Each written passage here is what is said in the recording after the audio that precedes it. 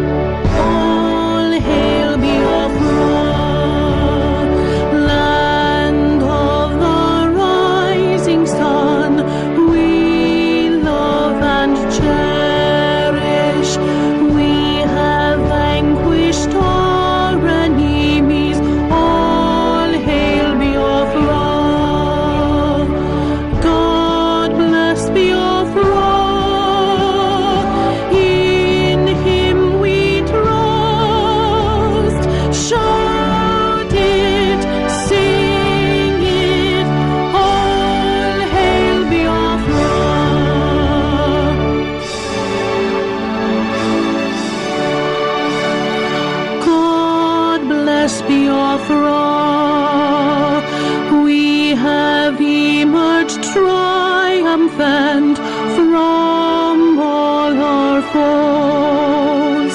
Through the crucible unscathed, we passed victorious. Our trumpets pealing the glorious song.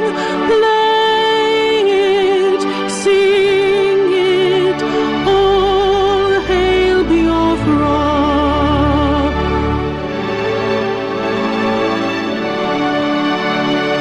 Oh, hail Biafra. We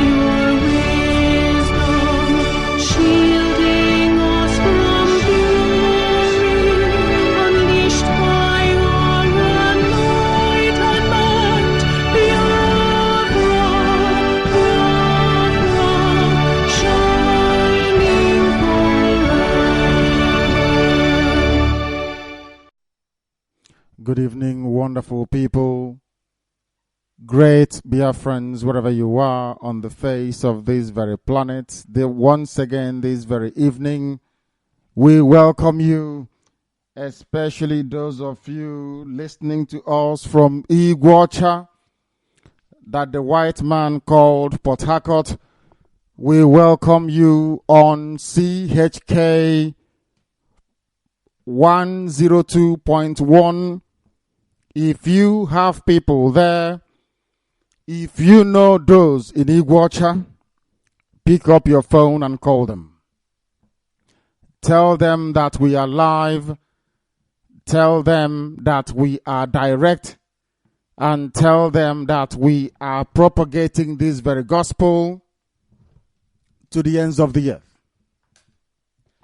Tell them that what we are doing here is ordained by Chukwu Okike Abiyama in heaven. Tell them we are not going to do anything else until this very kingdom comes here, that his will may be done on earth as it is in heaven. We have worked tirelessly hard. We must thank our in-house engineers for making sure that once again Igbo is with us. To the later generation, they call it Port Harcourt. That is not the original name. The name is Igbo. Harcourt is the name of a white man. If you go across that very holy land of Ikwere, you will not see any white person that is original to that place. Why are we therefore answering a white man's name? Presently, I happen to be in England. I have never come across a place here that is called Umuokafo or Umuokereke. Why should we answer a white man's name? These are the things that some of you don't understand. You don't reason very deeply when it comes to issues like this. Why do you think you suffer from inferiority complex? Why do you think that a white man is Yahweh Yeshua? Because of subtle things like this. The name is Igbo. If you call Radio Biafra, you tell me you're calling from Port Harcourt, I'll put the phone down. If you don't know where you are, ask. The name is Igbo, and that is what you call it here on Radio Biafra, because we believe in originality, not the garbage and the nonsense that Europeans brought to us. This evening, I welcome you by saying good morning, good afternoon, good evening, and good night to some of you, especially our brethren, our brothers, our sisters in the far eastern part of the world of China, in Thailand, in Malaysia, in the Philippines, in Indonesia, those of you in Singapore, the ones in Taiwan, not forgetting the very strong, credible, and formidable family in Japan. Very strong and doing us proud. My goodness me. Very, very strong indeed. All of you along that axis, those in New Zealand, although there are very few of you, the ones in Australia, all of you, wherever you are, we remember you. Wherever you are, we know that you are part and parcel of what we are doing. Therefore, you must continue to do this very work, and our work will not be done until Biafra comes. That is the whole idea. That is the essence. And I see no reason why we should not succeed eventually. Our lines will be open following the conclusion of our news headlines and accompanying news summary. Barrister is indisposed this evening, and he will be joining us in the next couple of days, but not this evening. Please tell people that are around you, tell your friends and your family, tell them that we are live, tell them that we are direct, tell them that Chukwu Okike Abiyama is with us. Let them understand the essence of what we are doing. Let them come to the appreciation that this work is divine, it is glorious, and that heaven is watching over us. They must understand all these things because they are necessary. They are factors which will propel our conviction in the irreducibility of this very effort that we have embarked upon. That is why we don't intend to retreat. We can never surrender. We get Biafra or we are all dead anyway. I am not a career freedom fighter. We have not come that today we are freedom fighters. Next year, the same thing. Quafo, you're a freedom fighter. Where is the freedom you're fighting for? Nobody can see it. I don't believe in that garbage. We have come to get Biafran. That's what we're going to do. Or we'll be dead. Either we are standing as free men and women, or we are 6 feet below. There is no in between. Serving the Zoological Republic as an unreformed, unreconstituted saboteur. As most of you are. Nazaha Biafran Anketi. Some of you answer Biafra. Some people go about claiming they are fighting for the people. They are fighting for resource control. Have you seen such rubbish before in your life? Where somebody who is meant to be a freedom fighter is fighting for the produce. Maybe if it was the days of palm oil, you have a palm oil freedom fighter. If they ask you what I do, you say, I'm fighting for palm oil. To control my palm oil. Very sad indeed. We are freedom fighters. We have come to seek the liberty of our people from the eternal damnation that is the Zoological Republic, a place that must be destroyed. By the time we are done, there will be no place called Nigeria. They thought they can destroy Biafra. It never worked. Today, there is no Soviet Union anymore. But when all those satellite countries were under bondage, they thought, there is no way you can do away with Soviet Union. Eventually, it collapsed. Because with every empire in life, it comes to an end. Do you know the meaning of empire? Is when you go and try to join people of diverse cultures and way of life together in a political project. Invariably, it collapses. Every empire they come and go. The only thing that can survive is a nation state. Every empire collapses. Everything. Anytime you try to put together people who are not similar, that very edifice is bound to crumble. These are the things most of you don't know. These are the things we bring to attention here on Radio Biafra. That is why we are phenomenal. That is why Chukwu Okike Abiyama will continually bless us. And why is he doing that? Because he's seen us. Our heart, our hands are very, very clean. He knows we are incorruptible. He made us so. He brought us that we may do this very work. We are incorruptible. Which means we are unbribable. We can never be bought. You come tomorrow, to Biafra. You may get tired of it, but the hardcore, those of them chosen to do this work, they can never get tired of it. We continue to spread this very message. We continue to spread this good news. We are indefatigable. We do not relent. No relenting. That is why we are whiter than white and whiter than snow. If you know something, pick up the phone and you call. We don't screen our calls, do we? Anybody can call from anywhere. It doesn't matter. As long as you have something to say, you are at personal and collective liberty to say so. This is Radio Biafra, in case you never knew before. This is not like any other radio station. This one is exceptional. If you listen, you are blessed. You will learn something this evening you never knew before. That is why the whole world, they congregate. Some people listen from under the bed. Do you know that? Some run into the toilet to go and listen because they don't want their partner to know they're listening to Radio Biafra. Some hide under the mango tree to listen in the villages. Everywhere, right now, the traffic is almost at a standstill in Biafra land. People are congregating around their listening devices to behold the gospel that we preach here on this platform, a gospel of hope, a gospel of redemption, a gospel of truthfulness, a gospel of restoration of freedom and liberty, a gospel of justice and a gospel of equality, the gospel that will lead you from darkness into light, the gospel that will give you running water, electricity, good road, decent education, decent housing, and of course employment. Without this very gospel, you will remain in damnation forever and ever. That is why we thank Chukwu Okike Abiyama in heaven. We worship him here. We are on CHK 102.1. Those of you in Aba listening, very, very soon we may do what we call frequency migration. I want, if you are listening from Aba, not tomorrow you start calling us and asking us which. Note this one down, 102.1. We may be migrating. If you don't get us at 97.6, you go to 102.1. Biafra FM, you get us there. We are going everywhere. If they hack us at 102.1, we go somewhere else. They'll get tired. Do you see how prepared we are? Do you see how people said, oh, how can you broadcast Radio Biafra from England?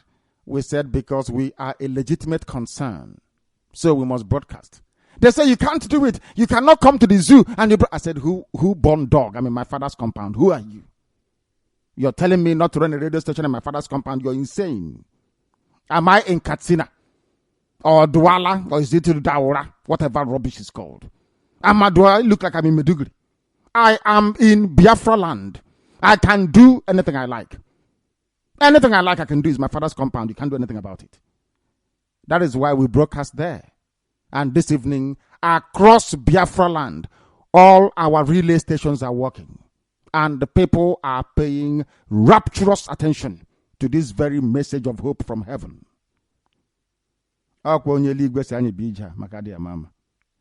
Not man. This evening, we are also on satellite. We are a satellite broadcaster, but unless you have a decoder, unless you have a TV, and unless you have a dish outside, you will not know we're a satellite broadcaster. We are the first of its kind on that very platform. Today, we are being told that Hausa is copying us. Do you know Hausa is in London? There is a new service launched by white people. Hausa service now on radio and also on television from here in the United Kingdom. Are you aware of that? NTA carried the news. You didn't watch it? I said we are trailblazers. We set the pace and others copy us. If we tell you that our Fulani will copy what we are doing, will you believe it? That is to tell you how potent and formidable Radio Biafra is. People want to copy us. They change the way they present their news so they can reflect the attentiveness to detail that characterizes the work we do here on this very noble platform. But you know, original is original and fake is fake. Is there any Awasa person that can be like Uche Mefo or Barrister Mamezu or our COC or our head of Directorate of State? Will they have anybody with the organizational capacity of Ikenna Wanonenyi or with the generosity of Chukwudi Ofoma in Australia? It's impossible. Absolutely impossible. Finally selected by heaven to come and do this very work. People, by the time we finish, you see BBC, and they'll be begging us. They'll be asking us, but how are you doing it? I can also say Zioku, truthfulness, perseverance, and steadfastness gives you all that you're looking for. We are relentless, Biafra or death. We get Biafra or we die getting Biafra. There is no middle ground. Some of you are about to discover something spectacular. You will tell your children about us and your children's children about us. You will tell your children, they will tell their own children about the story of the restoration of Biafra. This very class of 2015. You will remember us very well. You will. And then the world will learn from this very template that we're writing on how to fight for your freedom and get it. Watch and see. We don't even touch them and they're crumbling. Spiritually, we have defeated them. Yoruba see us and they fall down. Because of the work that we are doing, do you know that Yoruba is now campaigning out on the street of Lagos saying Igbo should go? Anything I open my mouth and utter, heaven bear me witness. I am telling you today, I don't write anything down on a piece of paper before I come on air. I don't research anything. Once I sit on this very chair, words come into my mouth and I pronounce it. Anything I say comes to pass. It doesn't matter how ridiculous it sounds. Once I speak it, it's going to happen. Oh, Kuchineke. Do you know what is happening in Lagos? I don't think you know.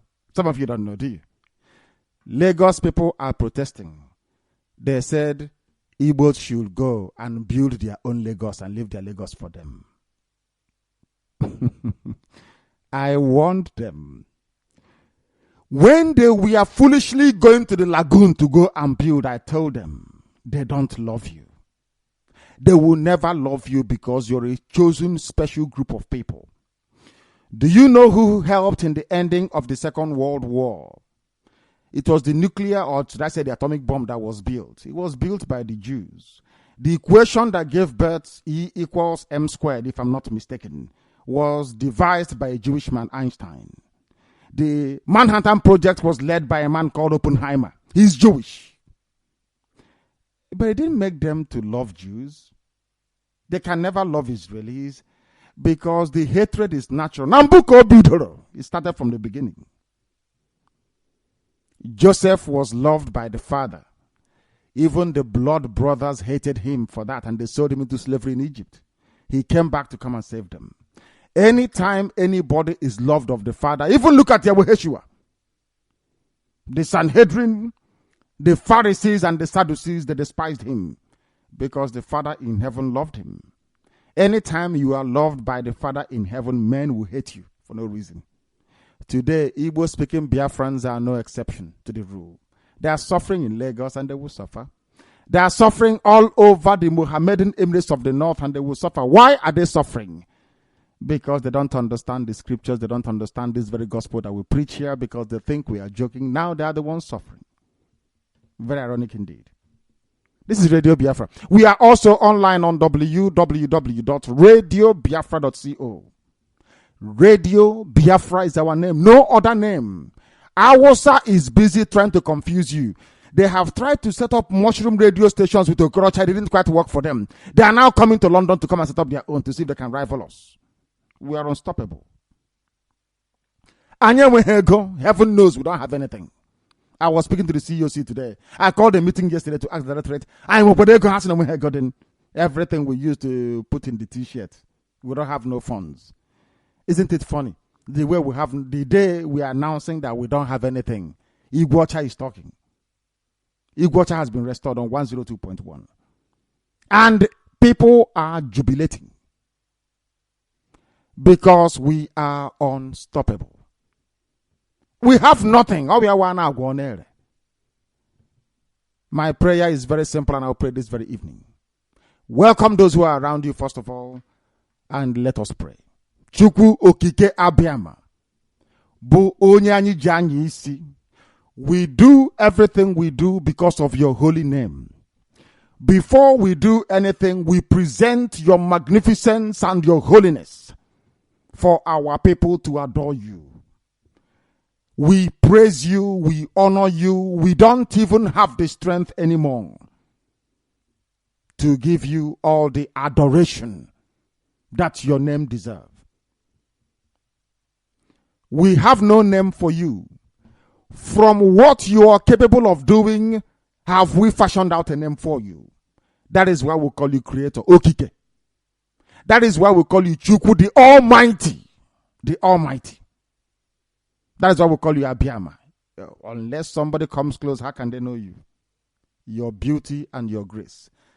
I say, Mama Onye ligwe, according to our mother. That is the name we gave heaven. My goodness me.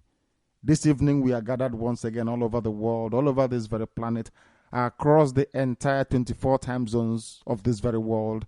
In each and every one of them, there is a child and a daughter of yours listening. For their sake. We know we are sinful.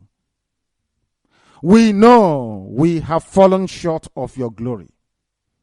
Isn't that why your blessed son Yahushua prayed and said, forgive us our trespasses as we forgive those who trespass against us? Even Yahushua prayed it. Even this beloved son of yours, with whom you are well pleased, said that having come in the flesh, he must have been contaminated. Therefore, forgive him. How about us, mere mortals? Have mercy upon us. We have come to you to ask you, not for wealth, not for money, not for riches. We don't ask for fame. We don't ask for anything extraordinary. What we have come to plead with you is to allow us to be free, that we are your children. At no time did you intend for our Safulani uncircumcised Alamajiri to preside over the affairs of your children. How can you allow darkness to overtake light? It is not possible. If not, why are we answering in here? Why do we answer Anyanwo? Why do we answer Umuchuku? Why do we answer Omobasi? Why is it that we answer Omoanigwe? All these names, including Chukwuma, Ogechi, bear testimony to the fact that we are very, very special in your sight. Never forget that very love you had for us from old. Remember your promise to your children. We may have fallen short. We may have become mad in sin. We may have gone backwards rather than forwards in the understanding of your kingdom and your glory. But your words never go back. Your words will always come to pass. That is why we present before you all these your children all over the world this very evening. Look in their hearts, explore it, examine it. You created them. They are scattered all over the world like wild beasts. Please assemble them together where you only will be the shepherd, that we may do your bidding on this earth as it is in heaven, that indeed hallowed will be your name, that in the end this very name will be revered, worshipped, and adored by all men, because you never change. You never ever change. Because of that, Biafra will come and we will worship you forever and ever. Ise Ozioma Chineke. My name is Nnamdi Kanu, Kanu, for those who are hard at hearing. I am from a place called Isiama Afaruku, Ibeku, Moahi. In fact, the last headquarters of Biafra is my father's compound. Do you see how things happen? They could have gone to any other place to... It's Opuli Shokwe, for information. Opola is Shokwe, where the people of Etitina abandoned come, where they come out from. That is where you have till tomorrow morning the last headquarters of Biafra before His Excellency flew out to Ivory Coast from my father's compound. And isn't it a very fitting place for Biafra to rise from again? Like the phoenix. I remember when I was forming a company in the UK, my company, of course, many, many years ago, was called Phoenix Consulting Limited. Why I chose Phoenix, I do not know. Until I went into Greek mythology to say that Phoenix rose from the ashes. The same way that Phoenix rose from the ashes is the same way that Biafra will rise from that same place where it surrendered. It will rise up again to take its pride of place amongst the community of nations all over the world. That is where I come from. I don't know for you where you come from. I come from a place that is replete with history. If I come out, I can tell you that Biafra, the way we know it in 1970, ended in my father's compound. How about you? What history are you bringing to the table? That is why Chukwokika will bless that very land. Will bless it. Because Biafra was mentioned on it. I am the leader of indigenous people of Biafra all over the world. I command the armies of Biafra. As Barrister will say, both military and civilian. Wherever they are on this earth, I command the army of Biafra. As one that rang yesterday said, if I ask them to jump into River Niger, they will.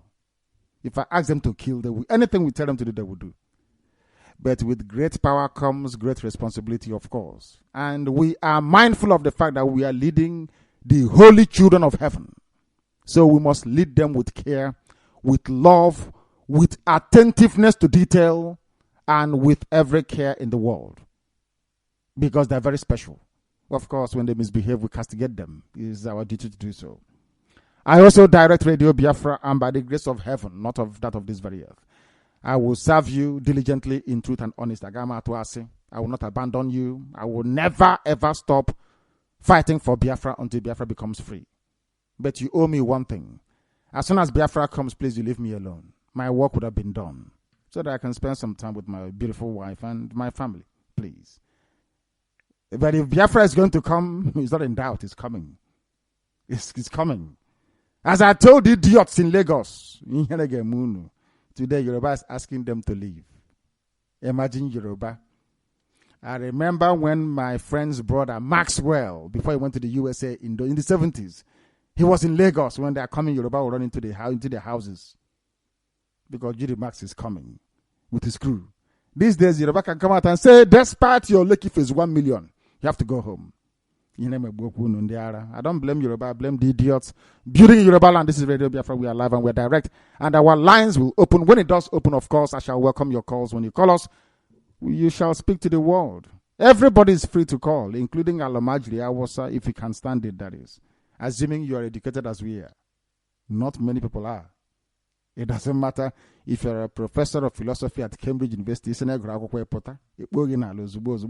questions only, and you'll be found wanting. It's not the making of man, it's from Chukwu Abiyama in heaven. This is Radio Biafra. In the absence of the very eminent barrister who is rather indisposed, you will allow me to present the news headlines and accompanying news summary, because had barrister been here, I would have, of course, obtained his permission. But in the absence of the barrister, I will, of course, crave your indulgence and ask you to allow me to present Radio Biafra headline and accompanying news summary on this very day. Today's date, if I am not mistaken, remains the 11th of June in the year of our Lord 2015. The time here now is precisely, or should I say approximately 28 minutes to 8 p.m. in the evening. We are live and we are direct. And humanity is listening. North to south, east to west. We are Radio Biafra. I don't know how to say this, but I will say it.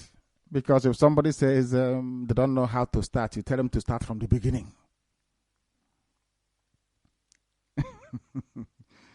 Should I say nto to Igbo people in Lagos, or should I say me? Because they're foolish. You know, when I say that you're foolish, some of you say, "Oh, na barianyi, he's insulting us, insulting the elders." Because you are a fool. And that is why everybody must buckle up. We need funds. We must establish Radio Biafra FM CHK in Lagos. We must take the fight to the enemy territory. We must obliterate them. Do you know what is happening today in Lagos? Oh, it's right from yesterday. Lagos is not a no man's land according to a group. Yoruba people are carrying placards saying Igbos should go back to their land and build Lagos. If they want a type of Lagos, they are giving you the impression that Lagos is very beautiful, is very nice, it's very cozy, the streets are very clean, people are very civil, the medical institution, world class. Nothing can be further away from the truth. Lagos, in case you don't know, is the dirtiest city in the world. Not from now because I'm a Biafran. It was contained in an independent report by a reputable, internationally recognized organization. They tour cities around the world. Lagos is the dirtiest city in the world. But if you look at the loud-mouthed Yoruba, the way they talk about Lagos, you think it's one paradise on earth. And because some of us are very gullible, Yoruba, they control the media, they control your brain in the churches. So they will make you feel that Lagos is where things are happening, nothing is happening there, apart from filth, death, fraud, and corruption. You go there and you suffer and you build your house. Now, let me remind you, today, Yorubas are demonstrating, they say you should go home. Now, and Ebu, the answer is no. So that house you bought and you left in Lagos, Yorubas, they want it to Makadi Amama, and they are coming out openly to say it. But these are the same people that will tell you about one Nigeria. It is that brazen hypocrisy that I cannot stand in black people. Brazen hypocrisy. You know, in Atwasi. On one hand, you said you are part of this let us come together as one. Because of the phenomenal success of Igbo-speaking Biafrans in Lagos, you want to steal their properties. Now you're asking them to go home. I told you, you regret it. Everything you hear on Radio Biafra is true. Gospel. Let's continue. Lagos is not a no man's land. The Yorubas are now telling Igbo people, let Igbos disappear from Lagos because they are foolish.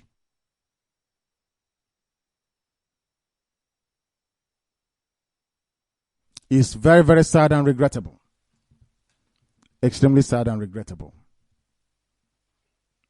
I don't know. I feel sorry for people that say they are from one Nigeria. A Yoruba man is telling you in the office, oh, this is our nation, Nigeria. And then you look outside through the window. You see Yoruba people, the man's son and the daughter carrying a placard saying, Igbo should go home. Lagos is for Yoruba. I call that hypocrisy. I don't know what you call it. And it serves Igbo-speaking people right. The worst mistake Igbo-speaking people ever made after the war was not to travel to Efik, to Ibibio land, not to go to Ejo, regardless of what happened. You are the first son. It is your responsibility to hold your family together. So despite the fact that Sarawiwa was a traitor, the Ukraine was saying, no, we are not Igbo. Some are saying we are Bendel, we are Midwest, we are South, we are North South, we are Delta Niger, we are Niger Delta. All of that is rubbish. They are confused. They're like people that took drugs. They don't know what they're saying. You are the first son. You go to them and say to them, let us rebuild our family. Because strangers are everywhere. Strangers came in, you allowed them through your complacency and People's Club. I blame for all this nonsense anyway. And Oliver de Kokwe. You may be wondering, why do I blame Oliver de Kokwe? He's a dead man, yes. I blame him and People's Club because immediately after the war, we only had Rangers Football Club. Only Rangers. Everybody wanted Rangers to win. Even Vasco da Gama is of P&T, Postal and Telecommunications, also from Enugu. We didn't want to know. We wanted Rangers to win. Everybody was Rangers. I don't know if some of you are old enough to remember Rangers IICC Shooting Stars of Ibadan. Anytime they are playing, the whole zoo will come to a standstill. There was rivalry, very healthy one. And because of that rivalry, IICC managed to win the Winners' Cup then of the whole of Africa. After a while, Rangers won it as well because there was a rivalry, very healthy one going on. We wanted to build our own thing. We are struggling and surviving with the 20 pounds that Awolowo gave us until Oliver de Kokwe came with People's Club. Because then there was a very serious debate going on. There was a very bitter song that was played in Kosinwam. I don't know if anybody knows it here. My aunt had it and we used to listen to it. If you remember, immediately after the war, they played in Kosinwam. Very, very touching music. And our people were agonizing. That time, Awasa came and took some people, including Emeka Ofo. They took them at a very young age to houseize them and then bring them back as the superior Alamajiri. So Awasa will control them and then they will control you. Are you following what I'm saying? I don't think you are. I'll recap. I said, why am I saying all of this? Because of the nonsense happening in Lagos. How we lost our way. Igbo-speaking people. Very useless and wretched. Because of the absence of credible leadership. All your leaders were handpicked for you by Awasa people. Awasa think they can do the same thing with Biafra. You see how clever they are. They thought that the best way to neutralize genuine Biafrans is by creating fake ones. The best way to neutralize Radio Biafra is by creating fake Biafra radio stations. They've done it before. So all the men that fought them at war, all the people that said no to them, they sidelined them. They came into our land. They started to give contracts to very few people who will go and bow before them. Awasa Fulani. They took some of your children, like Emeka Ofo, and they made them, gave them contracts, gave them money, trained them more or less as Awasa kids. Then to come back as the Shehu and the Sultan and the Emir of Igbo speaking part of Biafra. You don't know all these things, do you? Joania Kogwage now. At what age Awasa took him? He will tell you. And then come late 70s, People's Club decided to start partying, to behave like Yoruba rather than to behave like Igbo-speaking people of Biafra. For the very first time, you can see a Biafran man getting up and saying, I'm going to party. People don't know this before. We don't go to parties. The parties we go to is a child outing ceremony. Let's say Ewakwa in some places, or Bar Mitzvah as the case may be. We also have Edhaiyi, which is your Concord fraternity, which is more or less the local police you have. Edhaiyi, you can attend. Or Koko, which is memorial service, you can attend. You can also attend childbirth and burial. Nobody can just sit down and decide to host a party. You will use the excuse of New Yam Festival or whatever festival or Ibebe to host your guests. You cannot just sit one day and say, next coming Izuka, I'm going to have a big party. You can't do that. People's Club changed all of that nonsense. They came in and they said, because the debate was raging. What are we going to do as a people? They said, no, don't worry. And before we realized it was too late. That's why we are wretched today. People's Club, they are your problem because they failed as leaders to articulate or to sustain any meaningful national identity and consciousness. They said it's as a result of people that lost the war. And I said to them, you're talking nonsense. Jews have been battered in history, but they never left themselves. Even at the height of their ignorance in Europe, they still worshipped the one true living Chukwukika Biama, Yahweh in heaven. Our people followed the Cherubim and Seraphim Church of Yoruba. They followed the Apostolic Church. Some of them went to Assemblies of God Church. Some went to Baptist. Some went to Catholic. Some went to Anglican. One people being ravaged from everywhere. Even when Yoruba brought in Oshofa Church, they joined them there. What does that tell you about your people? That is why we are going back to who we are. And that is why Chukwu Abiyama loves us so much. That anything we ask for, even if we don't have money, we get it. I said today, Igwacha is working on 102.1. They have condemned 3 stations due to power surge, the nonsense electricity they have in the zoo. But today we are still there, broadcasting to the whole world. We continue our work. Go and build more houses now in Lagos. Oh no, continue. Oh, nothing is going to happen. It's just, hey, it's not just a money. We can give them some money. Okay, Munu Vamnanya, all your useless properties in Lagos, they will kill you there. You will die there with them. 14 foreigners, 3 vessels charged with bunkering. When I tell you that everybody listens to Radio Biafra, they do. I told you that the reason why Britain wants one Nigeria is because they come and they take oil and they don't pay. These idiots, having listened to Radio Biafra, the baboons and the monkeys in the zoo, they went to check. Do you know what they found? They found white people taking oil without paying. And they arrested them. My goodness me. Even the zoo, they have to rely on Radio Biafra to get intelligence, to be able to look after themselves. You know when I told you that Britain doesn't pay for the oil, that is why they want one Nigeria. Because you can pack your vessel, your tanker, ocean-going tanker, and you pump it full of crude oil and you steam away. The one that they found them, look at them, I can see their faces here.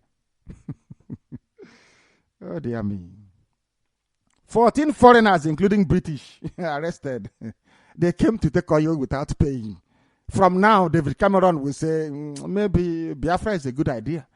Because the world, everybody is now watching them. They come and they take oil without paying. These are the British people that are here. Now look at their faces. I will get the admin to spread this news before we finish. You see the faces of English people that went to steal crude oil. And they will come to their country and they say, oh, you're a fraudster. You're defrauding Britain. Come on, let's wash oil. Their faces are here. Thieves. criminals. It's here. White people who are stealing crude oil and natural resources from Africa. That is why they love one Nigeria. Because the place is so corrupt that you don't have to pay for crude oil anymore. Just come and take it for free and go. And after listening to Radio Biafra, I think the chief of naval staff once said, yeah, it is correct. What they're saying is actually correct. People are not paying. Then the Zianemadoke came and said, yes, they're not paying. There is no meter. Somebody went to go and check if it is true. And lo and behold, you see English people, Europeans, taking oil without paying. They caught them. Only 14 and 3 vessels. If you don't listen to Radio Biafra, you will be blind. You'll be swimming in an ocean of ignorance. If you want to learn, you come here. We tell you the truth. Some of you never knew a Mecca offer before, did you? Now you know. Because if you listen, you will learn something here. People sometimes say, how do they get their information? From where? Divine revelation from heaven. This is one of the signs that we are sent by Chukwu Kikabiama, not man. There is no radio station on this earth that can do what we are doing. Some are trying with the help of Awasa Fulani. Where are they? They're floundering. You think that if you answer Biafra, it will take away the fact that Awasa is with you? Of course not. My grandmother named me Ngozi Chukwu.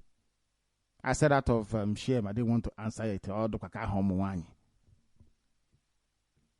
don't know. She had a reason for giving us that name. Let's continue. British people caught stealing oil without paying. One Nigeria, my foot. And now let me embarrass everybody. This is the reason why I say that we are baboons and monkeys, that black people are retarded and backwards. Can you believe? Let me tell you what is happening. 13.41 billion naira worth of rice and palm oil arrive in Lagos. They import Marani palm oil. Are you aware of that? I told you this thing in 2009 when I discovered it. I was running a business here as then, of course, the chief executive of my own company, Phoenix Consulting Limited in the UK. There was a tender going out to supply vegetable oil to Electrowatt Econo. They are based in Southampton. Anybody who knows Southampton? They were about to produce the electricity that will be needed by those living in Southampton, in the Solent area, including hot water. This particular machine was developed in Italy. It will give you electricity and hot water at the same time. What does it need to run? It needs palm oil. Myself and my friend then, Dr. Chukwu Megemba, we went to go and see them to do a presentation. I wanted them to buy palm oil from Biafra land. Our main competitors then were Malaysia. They asked me to come in. I came in with our projector. We gave them a very fantastic presentation and said, of course, we have palm oil everywhere. The man said, I'm sorry, we can't buy oil from your country. I said to you, but why? Because if you see us, you've seen palm oil. Yeah. You both said to me that you actually import palm oil. I said, no. He said, you import palm oil. I went and did the research. I wept for 7 days. 7 days. Do you know we import palm oil? Palm oil, do you know, is imported? You don't know. Now you know. There is a ship now in Lagos. They have just arrived. One is carrying rice. The other ones are carrying palm oil. Welcome to the zoo. Malaysia came to London project, courtesy of Dr. Michael Okpara, to learn how to cultivate palm fruit. Do you know that we are going to Malaysia to go and import palm oil? Should I continue with this news? Do you see how foolish we are as black people? When I say that blacks are foolish, people don't understand. How dare you import palm oil? Do you know the funniest thing? We have palm processing plants all across Biafra land built by Dr. Michael Okpara, Simon Bakwe, and I give him credit, and Alison Madheke, he built one in Ungwa. I give him for in Mvosi, or Mbaosi, as they call it.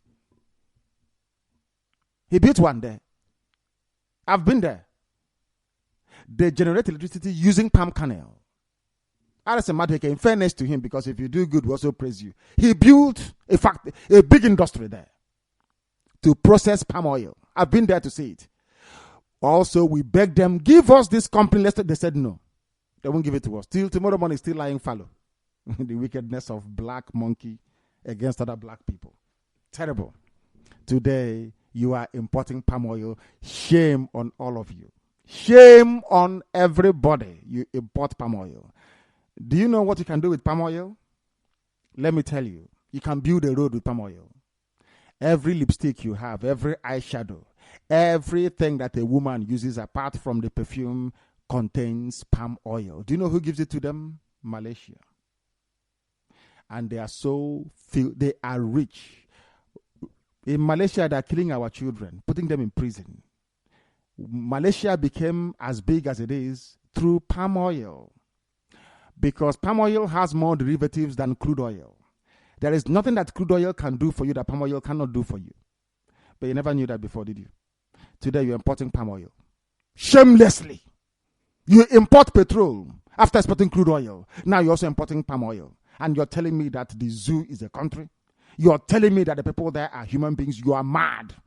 Anybody who says that a baboon or a monkey from the zoo is a human being, that person is mad. You import palm oil. Shame on all of you. Black people from Africa. Why do you think I hate them? This OG. You import palm oil. Palm oil that I can go to my backyard, I can make for you. Palm oil. It is as old as our people. The processing of oil from palm seed is as old as our people. For over 5,000 years. The Bijangos, in fact, I can say that palm oil processing in that part of the world, in Biafra land, is in fact, conservatively speaking, is nothing less than 10,000 years old. Malaysia that started in 1970 is now giving you palm oil and you're buying from them. Shame on all of us. We are a disgrace to you. I don't even know why Chukwuabiama bothered in the first place. We are useless, honestly speaking. Black people. Useless to the core. Don't worry. Keep feeling sorry for yourself. Don't rise up and do something. Abakaliki has rice. Adani, they have rice in Adani. Why can't you give them this 34.8 billion? And you see the rice we'll give to you tomorrow morning. But an Awasa Fulani Yoruba, out of the wickedness of their heart, they prefer to go to Thailand, that is killing our children, to go and buy rice than support their own farmers. And an idiot will rise up and tell me that a white man is to blame. Oh, it's the white people. They're depleting our resources. Is it a white man asking you to import rice or to import palm oil? Please tell me. Do you see why I have problems with the mentality of black people? Inability to reason. Because reason is what makes you human. When you are unable to reason, you are no longer a human being. You are just an animal. I did not say it. It was Mary Wollstonecraft that said it. After all, I took a course given by Professor Anne Phillips. Is then London Metropolitan. No, in fact, Guildhall, now London Metropolitan. Sometimes you may not want to hear this, but I will tell you. If you ask Professor Anne Phillips, she will tell you there is only one student who have scored 16 out of 16 in her course, and that was me. She introduced the book in our class, The Rights of Woman, by Mary Wollstonecraft. I took only one thing away from the book. The only thing that makes you a human being is your ability to reason. Otherwise, you're just an animal. Therefore, if you look like a human being and you cannot reason, you're an animal to me. Baboon or monkey. That's where I got it from, for information. So it's based on empirical facts, evidence, verifiable. Of course. Let's continue. This is Radio Biafra. We are live and we are... Sometimes they say, oh my goodness me, why should I not be arrogant? Why shouldn't I be? Why shouldn't I be? I'm learned. So why not? You don't like it? Then you go to school. Nigeria... The National Judicial Council, NJC, has rejected 2 judges from Awasa land for poor knowledge of the law. There are some news this evening. That's why I wish that Barrister was here. There are some news that you'll be hearing sometimes. You'll be beside yourself with rage and shame at the same time. You don't know if you're ashamed of yourself or if you're boiling with anger and rage inside you. You don't know which feeling or emotion to adapt to or to lean towards. Somebody nominated a judge. They asked them, do you know what the law is? They said, yes, it's Quran and Sharia. Well, I was telling you people that the zoo, that they don't even understand the law. You thought I was joking, but the news is here by the Nation newspaper. Everything you hear from Radio Biafra is gospel. It is abundantly correct, please. Never, ever doubt us. Never. Never doubt what we're telling you. They said the judge can go to hell because he doesn't know the law. These are the people that when you bring a case to them, they go and copy textbook, order of mandamus. Okay, all right then. Can you rule according to the law? What does the law say? Do you think that this particular charter signed by the United Nations or ratified by the United Nations, adopted by the zoo, is applicable? There is a law. Let me tell you how foolish they are.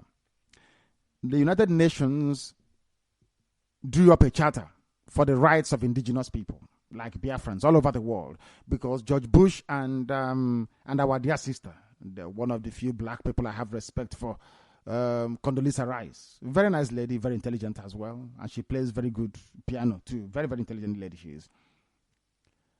She sat down with George Bush. They were thinking of how do we help black people. They said the best thing for us to do is to recognize the damage that Europeans did to Africans by drawing up artificial boundaries and putting people together who shouldn't be together in one country. So what we are going to do is to enable them, to empower them to disengage from such unholy union, or should I say matrimony in this case. They came up with the rights, United Nations Charter on the rights of indigenous people, which means as Biafrans, we have the right to agitate for our freedom without any molestation from anybody. I told those idiots, when you go to court, go with a copy of the UN Charter. When you see the Awasa judge, you say to Awasa judge, this is the charter from the United Nations saying I can agitate as a Biafran freely without molestation or police arresting me. I understand that the zoo called Nigeria have actually assented to this very charter. They are part of it. They have adopted it, courtesy of the AU. Can I then go? Basically, can you tell me if the zoo adopted this charter or not? And can you also confirm that Biafrans are indigenous people? End of case. And you win. They went there to start for abandoned property. We are asking for compensation on the ARA. And I said to them, once you do that, you confuse an Awasa man. He wouldn't know what to say anymore. When you go to court, say to them, is the zoo party to the ratification of this very charter? If the answer is yes, are you then saying that Biafra, we are indigenous people based on evidence? Yes, that's the end of the case. No police can touch you ever again. They went to court. Come today, come tomorrow, come today. Because you have confused the Awasa man. He doesn't know the law anyway. If confused, talking about the order of mandamus.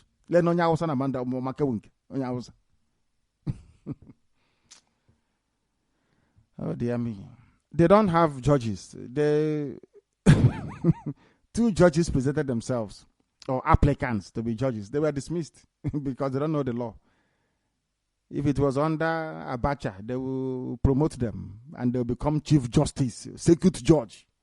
You show them the law. That can you see that the law says I can bail somebody without money? That is when I say that people are monkeys and baboons, you don't understand why. Let me explain to you. The law, the Constitution says you can get somebody away from a police station without giving them any money. In other words, you can bail somebody without giving them money. That is what the law says. You go to bail your brother or your sister from the police station. Police say, go and bring bail money. It's 150,000 naira.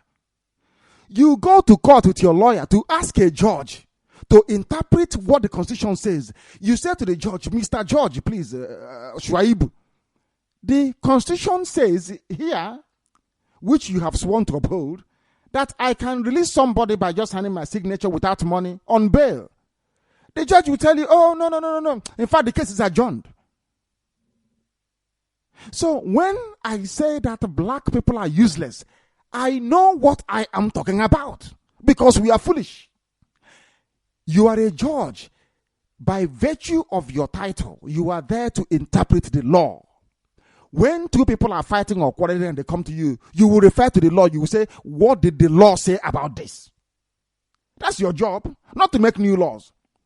The law says, I have freedom of speech. I can say anything I like. I have freedom of association. I can join IPOB. And then police are planning and threatening to harass me. I have come to you as a judge. Please, Mr. Judge, the Constitution says I have freedom of association. The police are harassing me. Could you please give me a restraining order, stopping the police from scattering my people when they gather? You say, I'm not too sure. What is your name again? IPOB, Indigenous People of Biafra. But there is Biafra there now. Judge, a judge. That is why I call them monkeys and baboons. People don't know how stupid black people are. Some of you don't know. You don't, sometimes mopishly and sheepishly, you don't know how foolish some black people are. You don't know. You have no idea.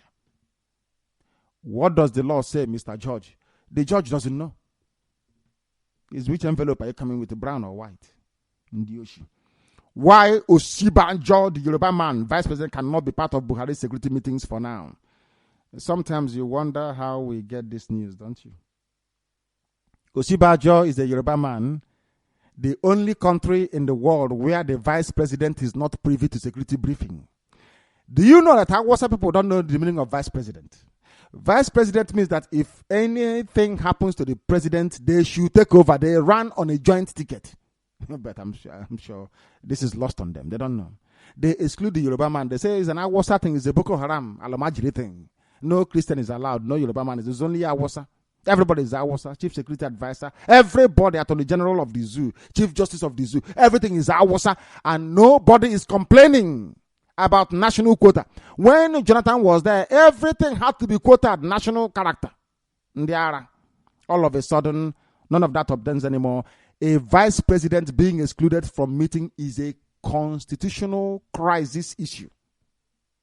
But this is to prove to you that the journalists you have in the zoo and the legal commentators, that they are daft.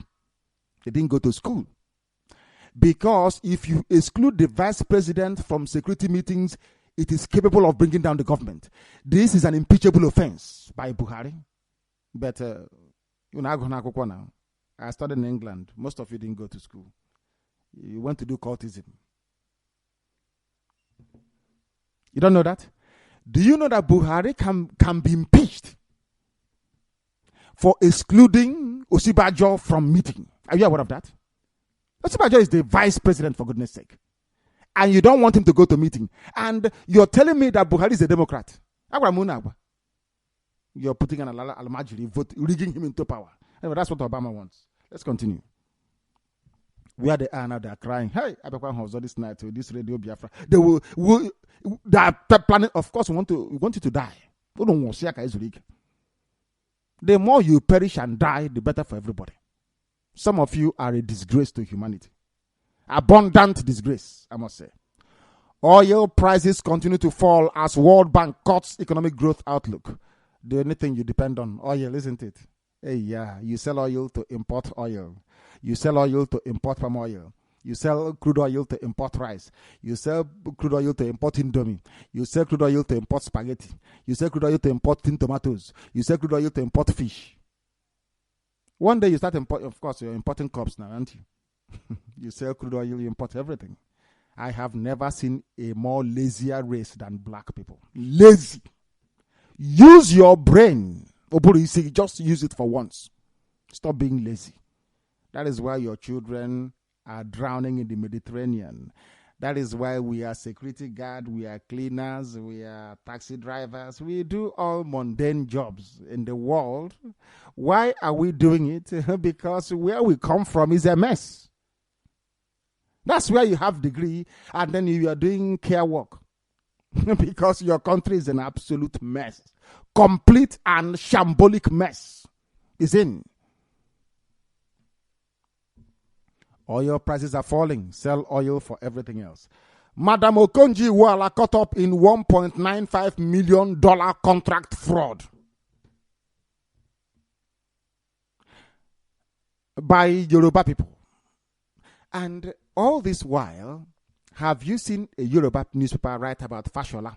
Fashola stole over 100 billion when he was leaving office. No. How about Bola Ahmed Tinubu? He owns the Orient Hotel before you hit LIKE, the gate, the toll gate. On the right side is the, ShopRite. You know, those two twin hotels, shiny and very beautiful. It's owned by Timumbu. Has anybody questioned him? The answer is no. They ran a documentary and they stopped it overnight. He said he was suing them for 50 billion. The man is a thief. But let me tell you why I despise the race I come from, black people. I will tell you why. Because black people are the architects of their own downfall. Here you see a man getting away literally with defrauding everybody and murder to add to it. Everybody's folding their hands, calling him Ashiwaju, Ashiwaju, Ashiwaju. If you try the same nonsense in the USA, they will put you in jail and throw away the keys. So you will know that the law is the law. But welcome to Africa. Nothing is happening. They said Okonjo-Iweala 1.95. She's serving her country, the zoo, and they don't love her either. How Southeast and South failed Jonathan. Jonathan is an imbecile. Nobody failed Jonathan. Jonathan is the worst fool to ever hold an office in this world. But some of you will be feeling sorry for him. Oh, no, happy. Oh, leave him now. Leave him. You're saying that because you're a black person and that is why you have no electricity in your house. That's why you're poor, no drinking water. You people allow sentiment to cloud your sense of judgment because you're being sentimental. I'm going to happen here. Oh, please leave him now. The man was a fool. The worst fool ever in this life is Jonathan. Have you been to Igbo? Jonathan is the president of the zoo. Enugu Igbocha Expressway, or Port Harcourt, some of you, is a federal road. Have you been to Igbo? I ask you. Travel from Igbo to Eleme. If you see Jonathan, you will stone him. You think calling him an imbecile is good? If you travel on that road now, if you see Jonathan, you will pick up a stone and stone this idiot to death. Jonathan is a complete fool. I hate to mention his name. That's how upset I am with him. Complete imbecile. Gunmen kill, of course, it won't be the zoo without fresh killing. If you want fresh blood, fresh death, people should be coming there to buy their organs, At least all the people that are killing will be useful. If Boko Haram now can invest in organ harvesting with India, so they'll be harvesting all the organs. So when the organs get to India, they can screen it and see which one is good. The funniest thing, people then travel from the same zoo to India for transplant. Amazing stuff, isn't it? Black people, black. This UG. Very, very black indeed. Lagos is not a no man's land, according to them. I love that news, I love it so much. Lagos will enjoy 24-hour power supply with Dangote's new move. Awasa man. He's no longer selling rice and potato and wheat. He's now dabbling into electricity. Everything is on Biafran crude oil. Amazing stuff. How are you going to do it, Mr. Awasa man? I remember Stella Odua when they knew how upset we were that they removed her as the aviation minister. They said they're going to build an aircraft maintenance center at Ogbaru.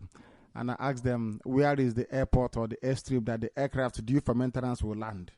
And there was none. They quickly shelved it. This idiot, do you know that before you can provide 24-hour electricity, you need to knock down almost 70% of the swarm dwellings in that hellhole called Lagos before you can make anything work? But of course, you're a black baboon. What do you know? They said 24-hour power supply. Maybe with generator. Who knows? As they were doing in Delta in those days, when you're coming into Asaba, you will see light everywhere. You think there's NEPA. You get to your house, there is no light. You don't know they're using generator to power electricity on the road. Only for the street light. Baboons and monkeys. Tinubu's wife refuses to shake hand with Saraki. So Tinubu has left. It's now more or less a royal family thing. After going and being a senator, you go out, your wife will go. After your wife, your son will go. After that, your stepson will go. Your stepdaughter will go. Everybody will be going in your name. Welcome to the zoo. The wife is also there, enjoying immunity as they are stealing and looting. Because Tinubu has stolen money and put it in the wife's account. And you cannot probe the wife because the wife is a senator. So therefore immune from prosecution. Welcome to Black Africa. A professor at ABU has been killed by a mob that mistook him for Boko Haram because you can't blame the mob. Awasa is Boko Haram. Boko Haram is Awasa. So if you see them Alamajiri, if you can kill them, oh well and good. Oh well and good. That one is dead because nobody knows where he's coming from. Cleric advocates scrapping of security votes. Security vote is where they give money to idiots to take and enjoy as their pocket money. Every month, a governor, you receive 200 million. What you do with it is up to you. Most of you don't know that the zoo was set up to be run like an Awasa caliphate. Do you know that? Somebody has to be above the law. They are running the zoo like a feudal system of Awasa Fulani caliphate. The Sultan is the governor of the state. The governor can steal. The governor can decide not to pay salaries. The governor can decide to rape your daughter. The governor can decide to take your wife. The governor can do anything. Do you know what the law says? The law says anything the governor does whilst in power, nobody can arrest him, including murder. That is the only place such a law obtains in the whole world. And that is why I call you monkeys and baboons. It's not for no reason. I just can't wake up in the morning and call somebody with 2 hands and 2 legs monkey or baboon unless you act like one. And I'm saying to you, do you know that a governor can come out and do whatever he likes? You can't arrest him. The law says he's immune. Exactly how they run Awasa Fulani feudal society. And that is not democracy. What you have, the only democracy you have is that you say you are living in democracy. Even the process is being rigged anyway. It's fraud. Of course, you're black. You are naturally fraudulent. You are naturally very, very free. You must steal because you're a black person. And in the 10 Commandments, he says, thou shalt not steal. You think that Chukwu Abiyama is blind. He said, thou shalt not steal. And you're stealing and you want him to bless you. You are insane. That's why all of you are poor. Very, very poor indeed. Ministry of Health Permanent Secretary escape arrest over 1.9 billion Ebola fund. Everybody's a thief. I told you, even Permanent Secretary. They are thieves. They are the elites of their society. But in office, they are kleptomaniacs. We must continue. This is Radio Biafra, live and direct from United Kingdom. I remember when those animal rights they were writing, I was about to travel to America. They wrote to CIA, they wrote to American Secret Service, they said Nnamdi Kanu is coming to America, he's a terrorist, he's threatening America, I'll try and arrest him. I went to America, I set up my equipment, I was broadcasting. Inside America, I was castigating them. Can you get me? Who are you? What can you? You can't do anything. Chukwu Abiyama asked us to come. What can man do? Nothing. You'll be looking sheepishly. After that, you get away from our face and continue our work. We rejected 50 million bribe according to police. Fraud everywhere. Everybody is a thief in the zoo. There is no decent person, including Yoruba pastors. The news in greater detail with the time now, standing at 14 minutes past 8 on the 11th day of June 2015. This is Radio Biafra in Iguacha. People are vibrating. People are vibrating in Iguacha, as they should, of course. Isn't it ironic that Ikwere people are more Biafran than any other part of Igbo land? But if I told you before, some of you didn't believe me. I said, you see Niger Delta, they are more Biafran than all of you. You thought I was joking. Go and see what is happening in Iguacha now. People are listening. They are listening to their radio station. The best in the world. If you think there is any other radio station better than Radio Biafra, come and say it. The finest in the world. Even right now, Yibo, they are listening. White people that went to school, they are listening to us. The news in greater detail. A coalition of Yoruba groups, Pan Yoruba National Alliance, has dismissed the notion that Lagos is a no man's land, including Igbo people. They said Lagos is a Yoruba land. The group therefore warned Igbo people in the state to be sensitive to the culture and sensibilities of the Yoruba. The group, which is a coalition of Yoruba youths, drawn from Odua Nationalist Coalition, Odua Liberation Movement, and Odua People's Congress, OPC, among others. Now, listen very carefully. Imam, when I tell you something, please do what I'm asking you to do for your own good.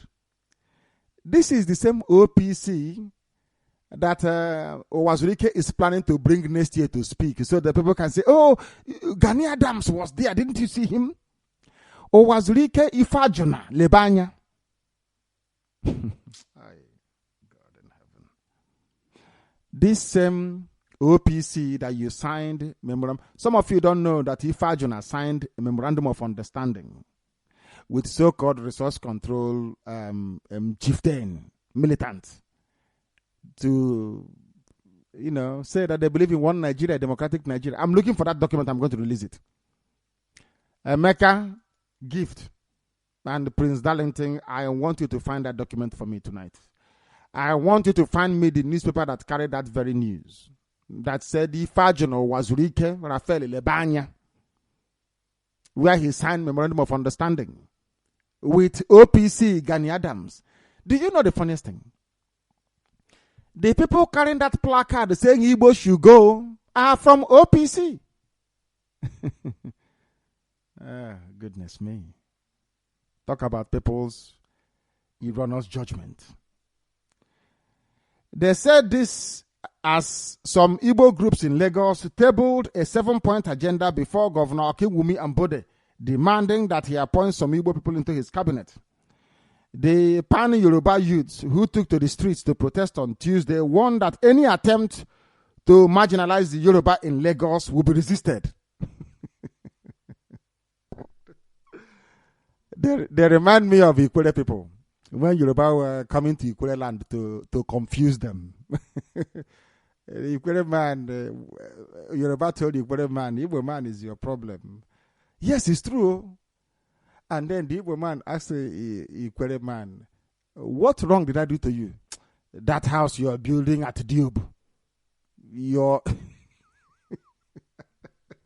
So you can see where Ikwere people learned that nonsense from. To an average black monkey in Africa, if you come into his territory as inward investment, the white people, they call it inward investment. If you bring investment to his land, it means you're marginalizing him. You're dominating him. Stupidity is a disease. Iberibe warrior. Wazirike want to cut a deal with OPC. Today, OPC are saying that Igbo people should leave Lagos. Oh my goodness. A leader of the group, Mr.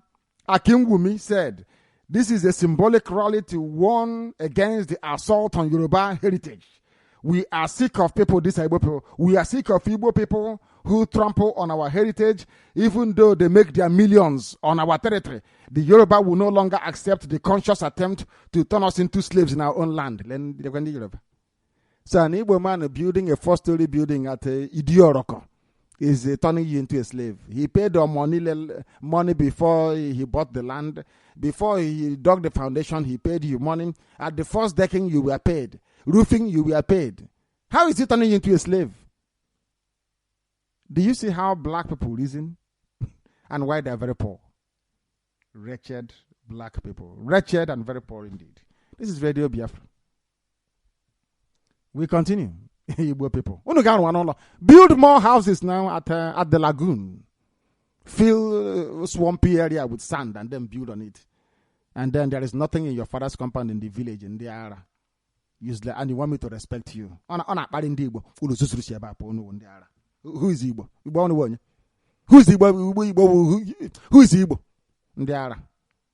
Go and build more houses in Lagos now, and Lekki face 1 billion. Or you go to Abuja and in Maitama and buy a piece of land, 500 million, then you build on it. Tomorrow you say you're in Igbo elite. Mad people. 14 foreigners from 4 different countries and 3 vessels were this morning arraigned before a federal high court in Lagos, southwest of the zoo, on 4-count criminal charge of conspiracy and unlawful dealing in petroleum products and storing petroleum products without lawful authority. I told you so. This is why Britain wants one Nigeria. Are you listening to me? The reason why they want one Nigeria is because these British vandals can go and steal oil without paying.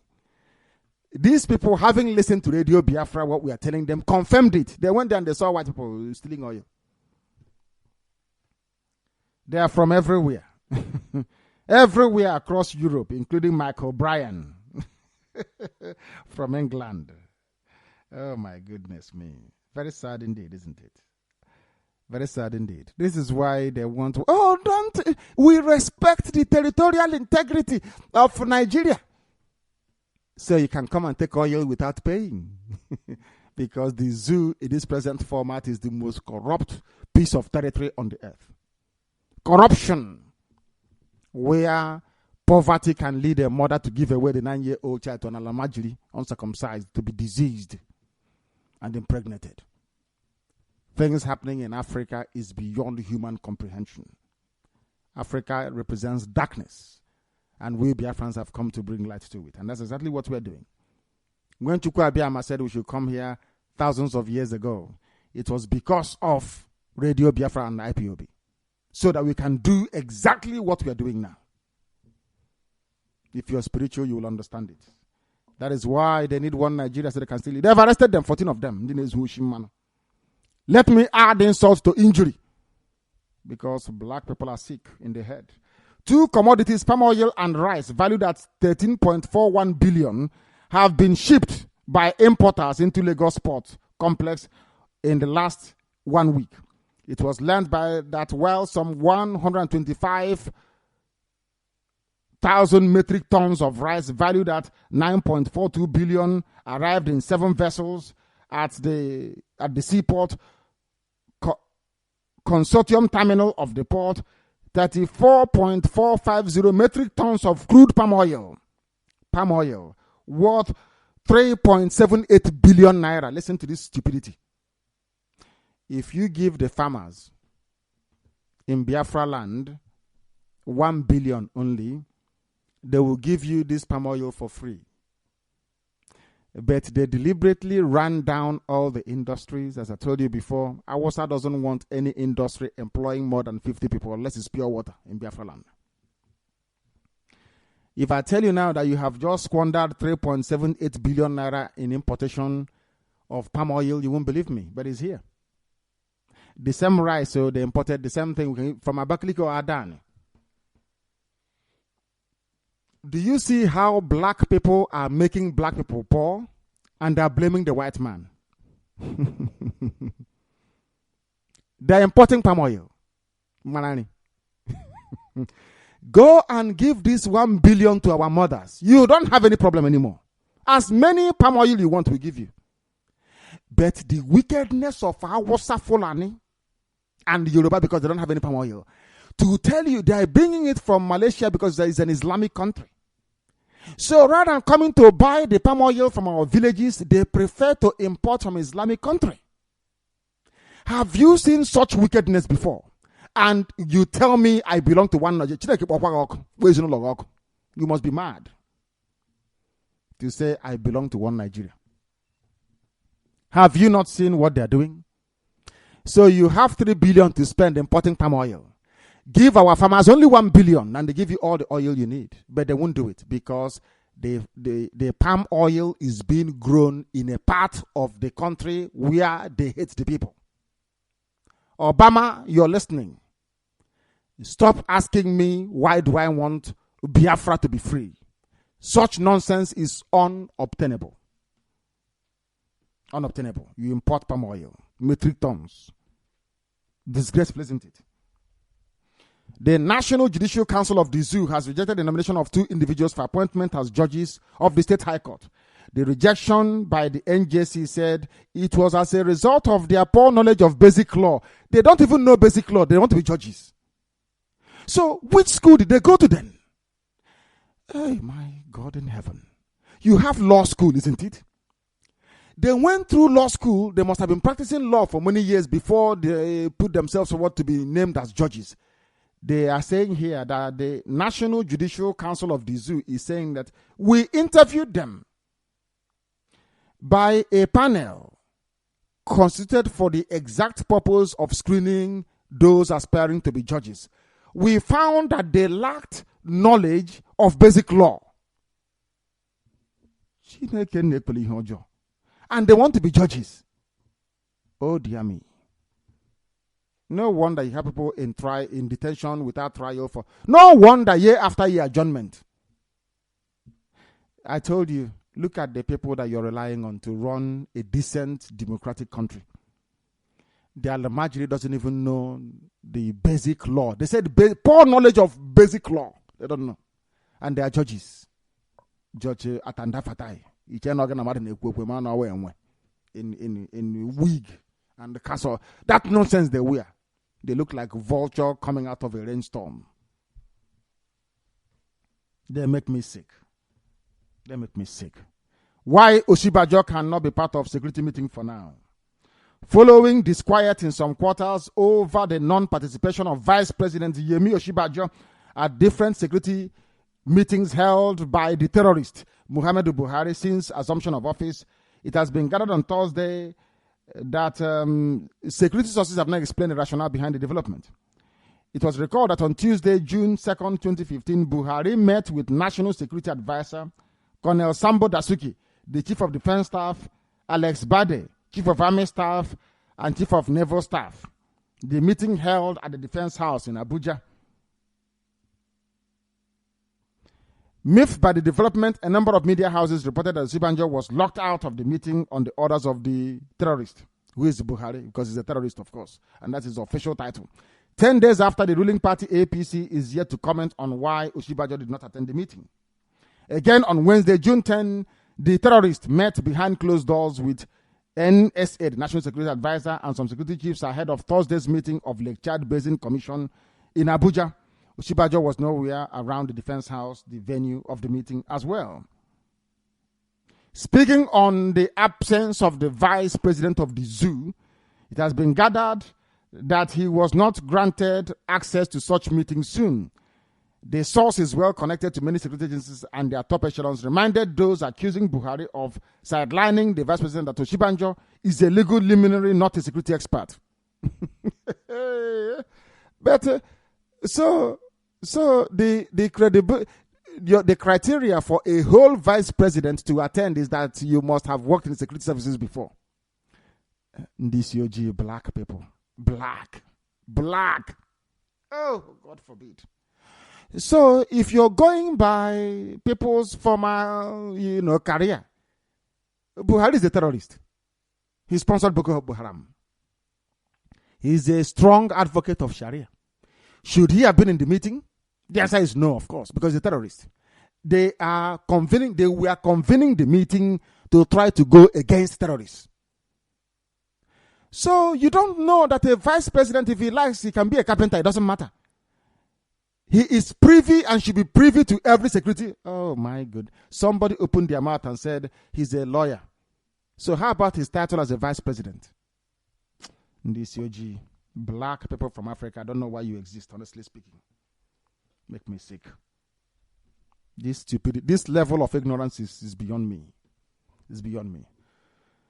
Crude oil futures fell on Thursday as the World Bank cut its economic growth forecast, ending a two-day rally triggered by a sharp U.S. inventory drawdown. In its twice yearly global economic prospects report, the World Bank predicted the global economy will expand by only 2.8%, below its 3% outlook in January, with India recording the largest growth of any of the major economies for the first time ahead of a China that is slowing down. Why is India doing well? And the zoo called Nigeria is not doing well. One is because one set is black, the other is not. It's the truth. The other reason is that in India, you have homogeneous societies predominating, which means the Hindu and the Sikh. Hindu and Sikhism, not Islam. That is why they are doing well. As simple as that. One culture, one people, one destiny. As simple as that. In your own, you have Awasa, you have Al-Majri, you have Islam. On the other side, you have Juju worshippers in Yoruba, idol worshippers, with tortoise, claiming their Reverend Father, going to Babalawo. And then you come to the predominantly Christian Biafra, or those who believe in Chukwuka Biama. You mix everything together. Nobody knows where they're going. That an Awasa man will, out of wickedness, instead of supporting the palm producers in Biafra land, will prefer to go to Far East Asia, to an Islamic country to go and bring in palm oil. Disgraceful indeed.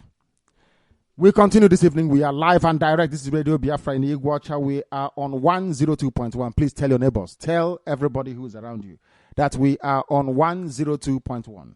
A Washington, D.C. based think tank, Global Financial Integrity, which has former Minister of Finance, Dr. Ngozi on his 8-member advisory board, is caught up in a questionable $1.95 million contract awarded to it by Central Bank of the Zoo. Conflict of interest and, of course, fiduciary.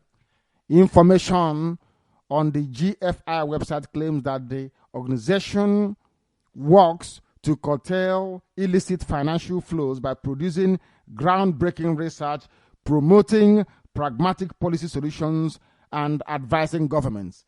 Something that my company could have done for free in those days. But it is better to give the contract to a company, a consultancy made up of only white people, because it's credible. You know, black people, if you go to a black government and you say to them, oh, I'm an economic consultant, I do consultancy work, they look at you, you're not white. They won't take you seriously. They go to white people and they give them the money and they eat it and nothing happens. That's why they're saying that Okonjo Iweala is in trouble, because she's a member of the 8-member advisory board of this very think tank that claims they can save you money. Ngozi Okonjo Iweala is in trouble. They're accusing this very think tank of embezzlement. Very sad indeed. Somebody is writing that the Southeast let down Jonathan. Jonathan let down everybody in the Southeast and South-South. Jonathan is an abundant disgrace. And why do they call it Southeast and South-South? Why don't you just say Biafra? Do you see how stupid people are? South-South and Southeast. It has a name. Is Southeast your name? The answer is no. Is South-South your name? The answer is no. Southeast and South-South were names brought by white people. What was your name before the white man came? Biafra. If we are not one people, how come these days South-South and Southeast? It was called Eastern Nigeria before, isn't it? Before they created River State. Because somebody from Ogoniland saw somebody, digging foundation for a new house. Oh, who is digging that foundation? Oh, okay. Don't you know that man from Unkwere? He ran to Yoruba and said, they are dominating me. How are they dominating you? They are building a house near my own.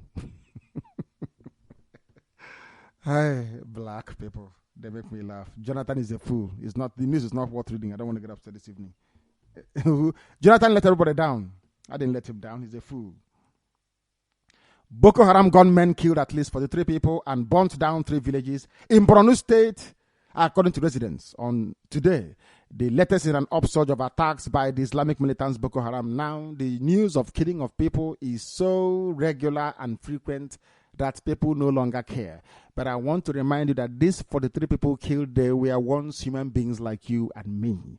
Today they are dead because they belong to the damnation called the Zoological Republic.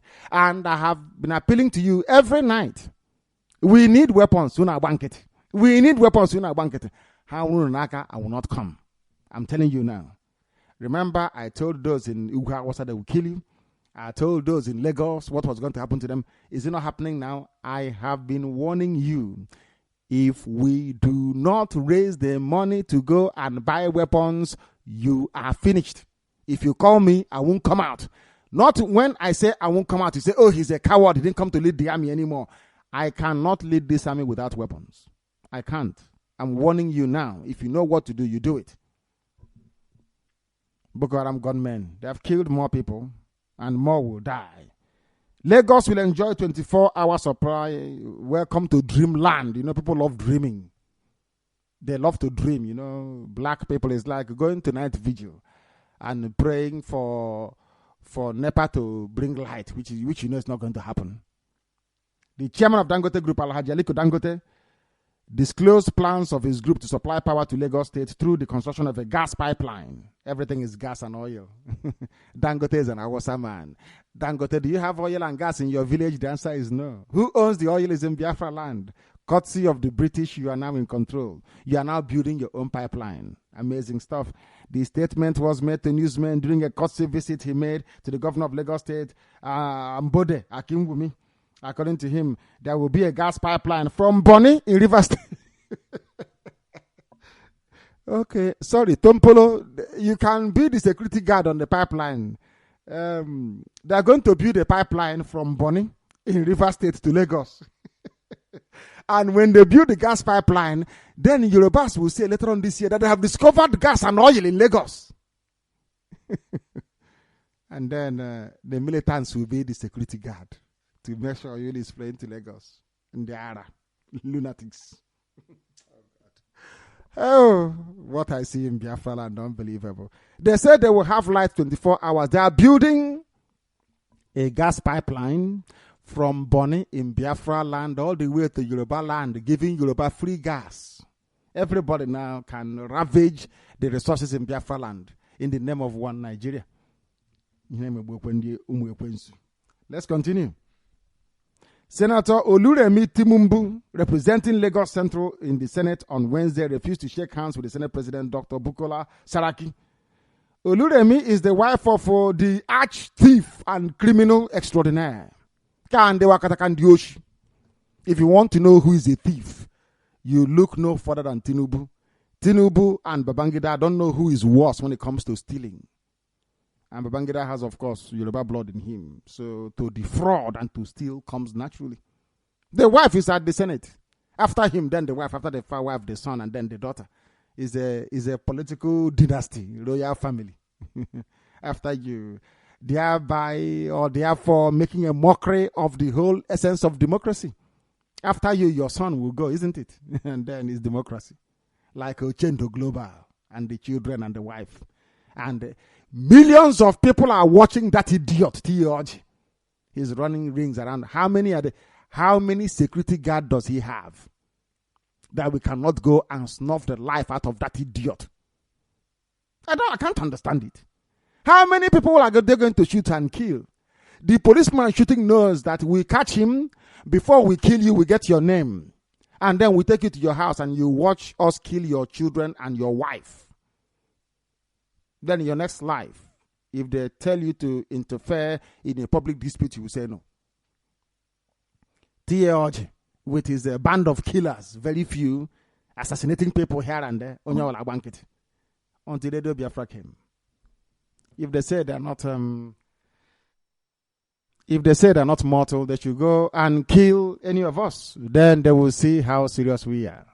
I just want them to try us, to see if they're just talking on radio for nothing. Then an army of over 2 million will descend upon you, and then you will know how serious we are in the era. The wife is there, maybe after the wife, the son, and then the cat and the dog. They will all go there, and you have idiots in Africa saying they're practicing democracy. Lunatics everywhere. In the era and the Arabian. ABU professor has been hacked to death. They thought he's Alamajiri, Boko Haram. The police in Kanu have denied causing the death of a professor at the Ahmadu Bello University in Zaria, Ahmed Falaki.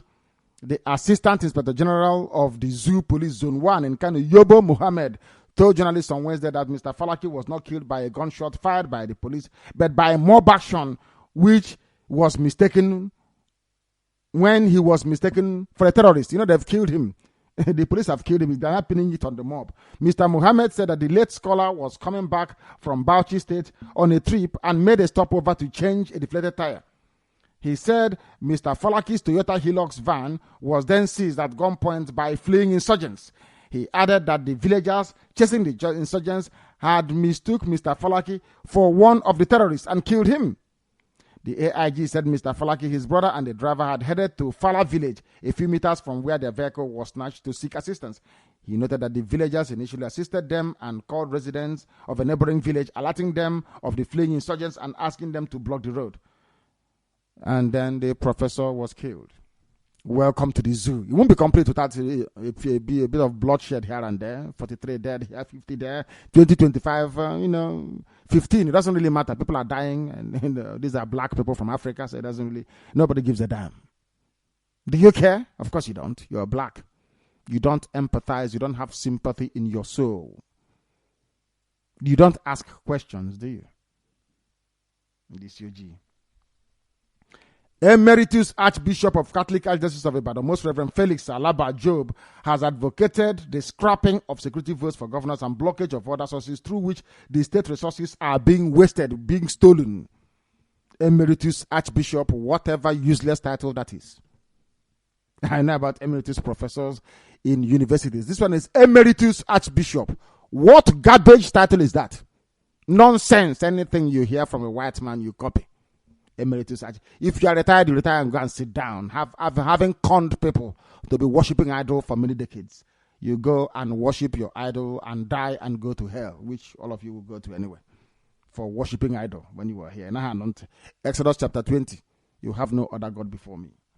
The officials of the Federal Ministry of Health yesterday in Abuja prevented police officers from arresting the permanent secretary of the ministry, Linus Awute, and other top officials of the ministry who are said to have been involved in the embezzlement of 1.9 billion Ebola fund stolen by the Health Department permanent secretary. Ndioshi, everybody is a thief.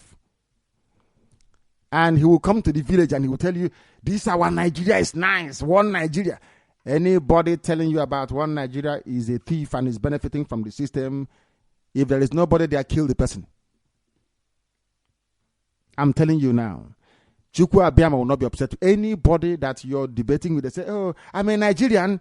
If you look around, there is nobody around, kill that person. The person is from Satan. The reason why they tell you they are for one Nigeria is because they steal. They are criminals. They are criminals. Everybody is a rogue. The Assistant Inspector General of Police, Zone 2, Joseph Mbo, on Thursday said his men turned down a 50 million naira bribe offered by Bureau de Change operators who duped their clients of 624 million. Who runs Bureau de Change? Awasa people. They stole money and they are bribing the police. And the man said no. Who are these people? Alhaji Yerima Suleiman and Uwem Antia. The suspects had petitioned Buhari requesting investigation into unlawful detention. They stole money, but they are now writing to their fellow Al-Majri, the terrorist in charge. And because the Awasa will be released now, they stole money from people. These are Awasa. Do you have dollar, euro? Criminals. That concludes our news this very evening. We are ending on the very fine note that they have rejected 50 million bribe by the police given by Alamajiri Awasa, who are thieves and criminals, because they defrauded people to the tune of 624 million. So they were trying to cut their loss by offering 50 million of that to this man who is a police officer. And he said, no, he won't take it. Now they're writing to Buhari saying, please, fellow Alamajiri, come and save us. And they won't be there for long, will they? The answer is no. This is Radio Biafra that concludes our news this very evening. The time now is approximately, I should say, 16 minutes to 9 p.m. in the evening, and our lines are open. In Igwocha, if you hear about Radio Biafra on 102.1, go outside now and tell your neighbors as well. Tell them what we are doing. Tell them that we are live and direct. Tell them that Chukwu Okike Abiyama is in heaven presiding over our proceedings here on this very earth. We are live and we are direct. We are live and we are direct, please. Wherever you are at liberty to contact us. You are at liberty to contact us, please. You are at liberty to contact us. Let us proceed. If you call us, we'll take your call. And also, we are on Viber as well. I think It is a good thing that I give you the number once again this evening. It is +44 because we are in the United Kingdom, of course. And our line from Biafra land, the studio line, will also be on as well, should you wish to avail yourself of that. The number to call is +44 78 313 08376 +44 78 313 08376. That is the number to call. With this number, you can get us on IMO. You can get us on Tango. You can get us also on Viber. And for those of you with very close access on Facebook, you can contact me via that platform as well, should you wish to do so. Especially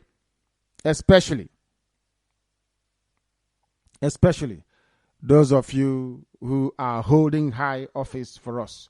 We need things done as quickly as possible. We need to make sure that we have what it takes to be able to run this very effort that we are making. And we need funds imminently to be able to do our work. We need to be able to get our TV to be working as well. Very, very critical, very, very important. We do all of these things. Very, very important, please, that we do it. This is Radio Biafra. People are calling us also on WhatsApp. If you're calling us on WhatsApp from the zoo, we cannot take your call, please, because the line is not strong enough. Therefore, we cannot take it.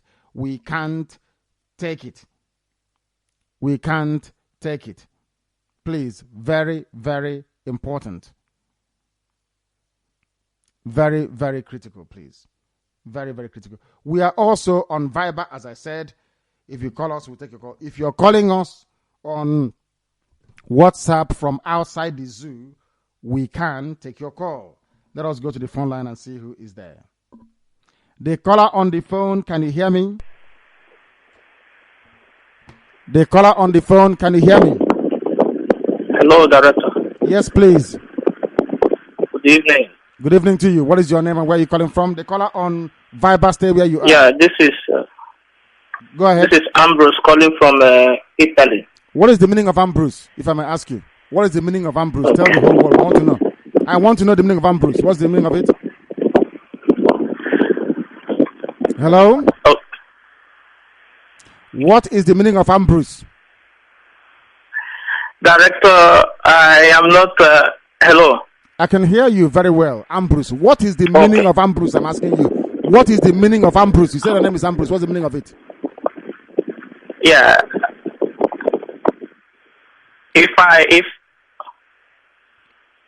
What is the meaning of Ambrose?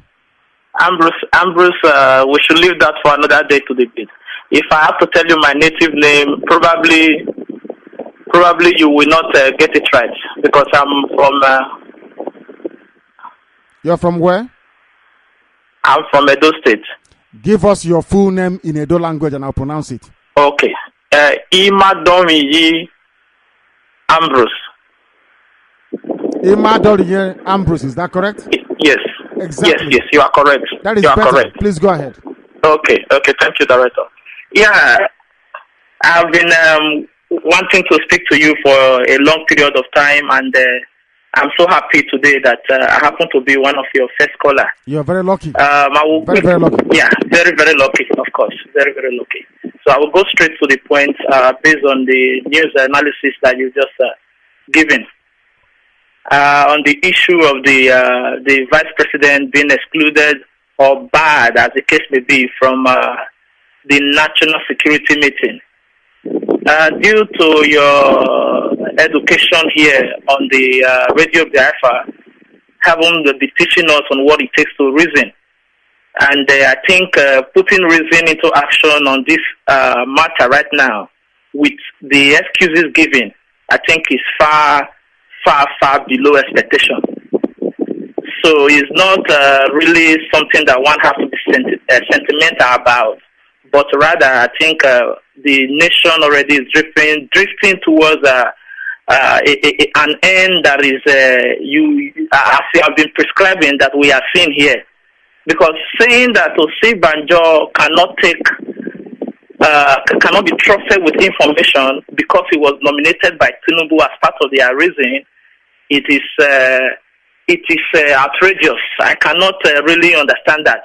That is not an excuse. It is an impeachable offense. In any part of the world, Buhari will be removed from office. He will be impeached from office. Okay. Because the office of the VP, as far as I know, it has nothing to do with the person after he has been appointed. The only area where I think the person of the office of the VP is to be considered is during the process of his being elected or being nominated. You know, when he has already been nominated or elected into the office, as the case may be, his person no longer counts when it comes to national security. His position now becomes what is the evidence that have to make him attend any meeting that the president is qualified to also attend. So, saying that is the reason, for me, it is far behind, if it is far beyond that, there is something fishing underneath. And I know with the kind of person you are, who is well intelligent and source information, in no distant time we will also get to know the reason, apart from just what you've told us. Of course. Yes. We'll and another reason again that I see here, which I don't see also as a responsible reason, is that the VPA have to go through kind of a stimulation. So that he will be lectured on how to deal and handle operations and all those military stuff. For me, this is a democratic government we are running in Nigeria. If we claim it so, therefore, for the VP to have assumed that position of office, it is already settled that he should begin to also go through that drill, at the same time function as a VP when it comes to any meeting that warrants him to function. What if Osibanjo was the one presented by the APC government, APC party, to run for presidency? Let us assume that he eventually win the presidency if he was the one going for the presidency.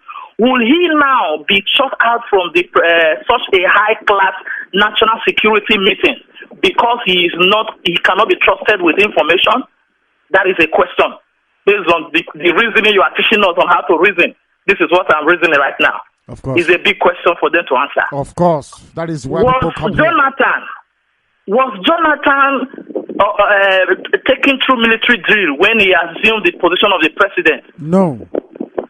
Okay, but he has the capacity and the ability to call for national security meetings, and which he presided over as a president. Of course he did. So, my director, I thank you very much for the work you are doing, and I will want to leave the platform here for others to call in so that I won't take much of your time. Thank you. I'm so happy today I could reach you. It's a little unfortunate that we are missing out from Barrister Umamezu at this moment, because he has the pedigree to analyze news of this nature. Of course. Talking from his law level, especially also the law background, especially also with the area of some of the judges that has been sacked in the zoo because of their level of operations and the lack of basic law techniques, as you mentioned. So thank you very much, Director, for the good work you are doing. There is a question I will ask you, and I've also asked I've also asked before from the coordinator here in Verona, because I'm calling from Verona, Italy, which is Mr. Festo Suloka. I have asked before, where do the people of Edo State stand in this battle for Biafra? Should Biafra eventually emerge? Or is it that we have to decide where to go? Or are you taking also the gospel to Edo State? Have you consulted us? I mean, when I talk about us, the hierarchy, what are they say about it? Are they in consent, or are they seeing it as a foreign idea? So where do we really stand? Thank you very much, Director. Thank you very much for that. Thank you very much for calling us all the way from Italy. He's an Edo man. The fact of the matter is this. It is for you to decide. We cannot force you to decide anything. You decide where you want to belong to. But we have a slight problem. Your monarchy is the problem. It's an institution with great tradition, history, flamboyance, and ceremony. I love it very much myself.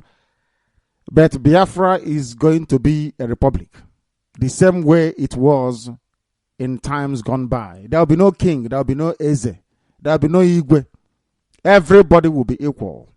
You may have somebody who will be the chairman of the Council of Elders or whatever, or some kind of a traditional, I don't know, the custodian of the tradition of the people. But there will be no political attachments to that very office, post, or position. That is the problem. We don't bow before people. We only bow before Chukwu Abiyama in heaven. When you see the Oba of Benin, you must curtsy, you must bow. But we don't bow before man. That is the problem we have with them. If you can resolve that problem, then you can come to us. Thank you very much. I have a caller also on Viber. I told them to wait. Let me go to them, please. The caller on Viber, can you hear me? Hello, good evening. Good evening to you. Please, what is your name and where are you calling from? My name is Ikechukwu Mike Okonkwo.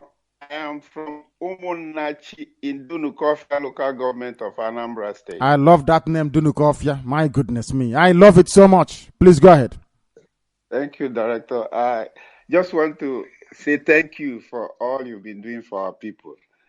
The struggle, we know, is not easy, but we just call to encourage you. I live in Kuwait, and I'm a member of the family.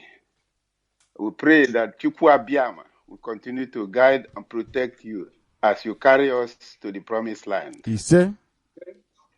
Thank you and have a pleasant evening. Thank you very much. Thank you very much. Thank you, my dear brother. Thank you very, very much. Dunukofia. I love that name. Heavenly. Hello. Yes, go ahead. Hello. Go ahead.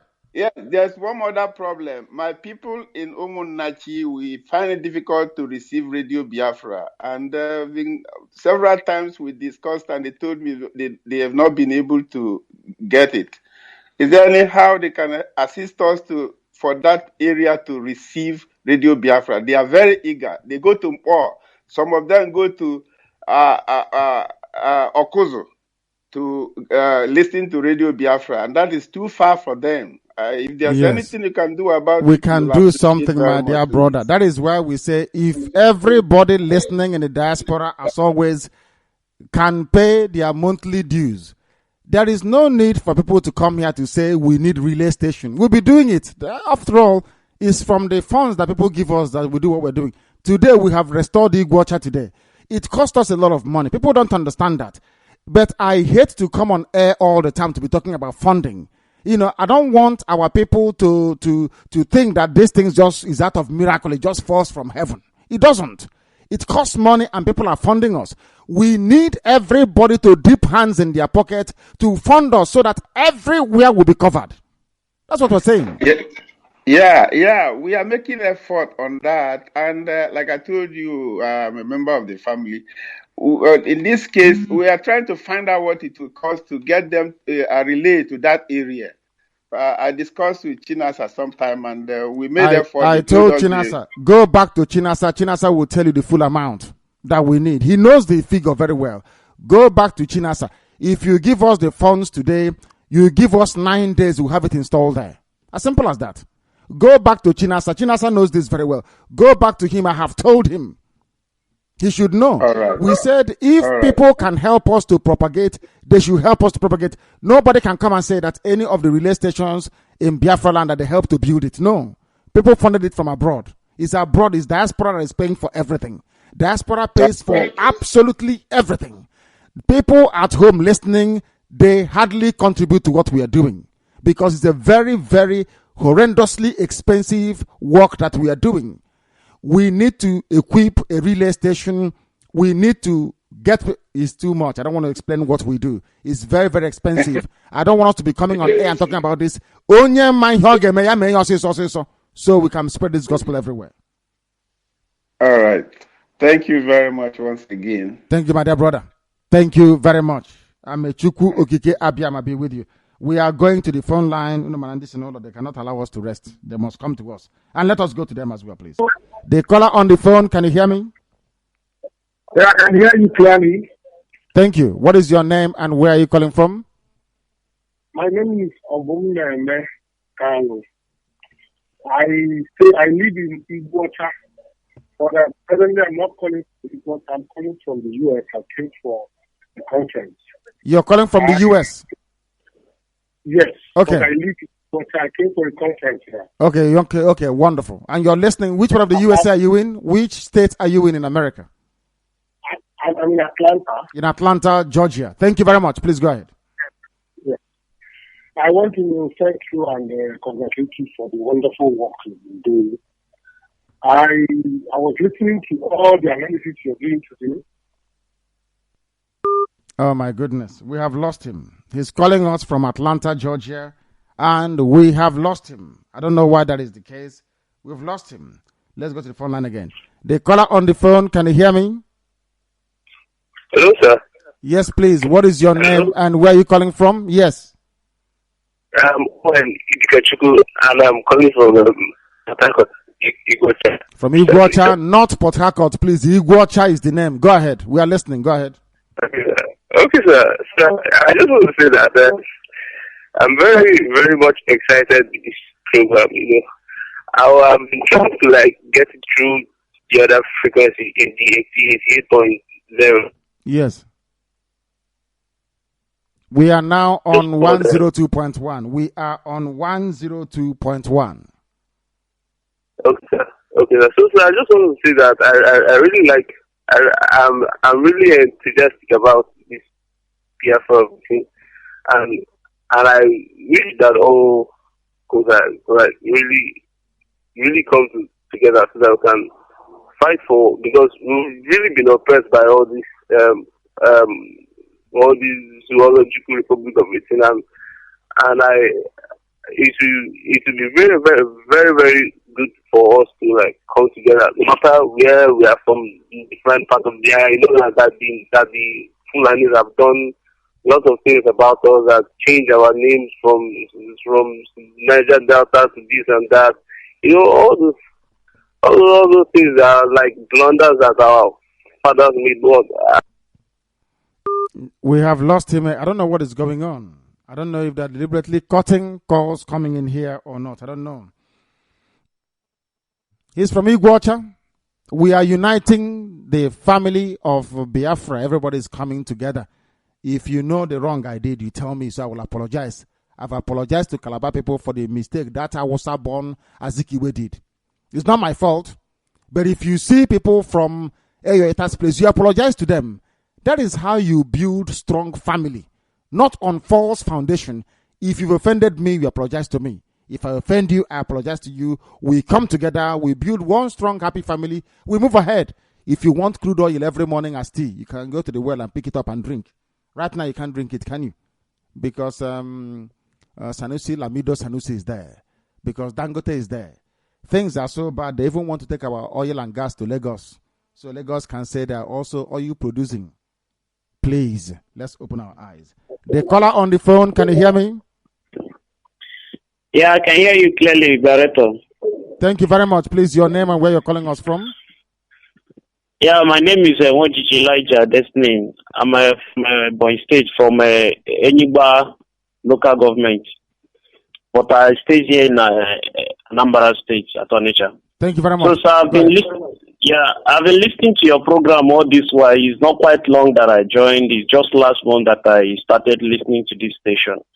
And since then, I've been enlightened and lost, and I've been so much excited about the things going on. Most times I've been wondering why this country is just like this.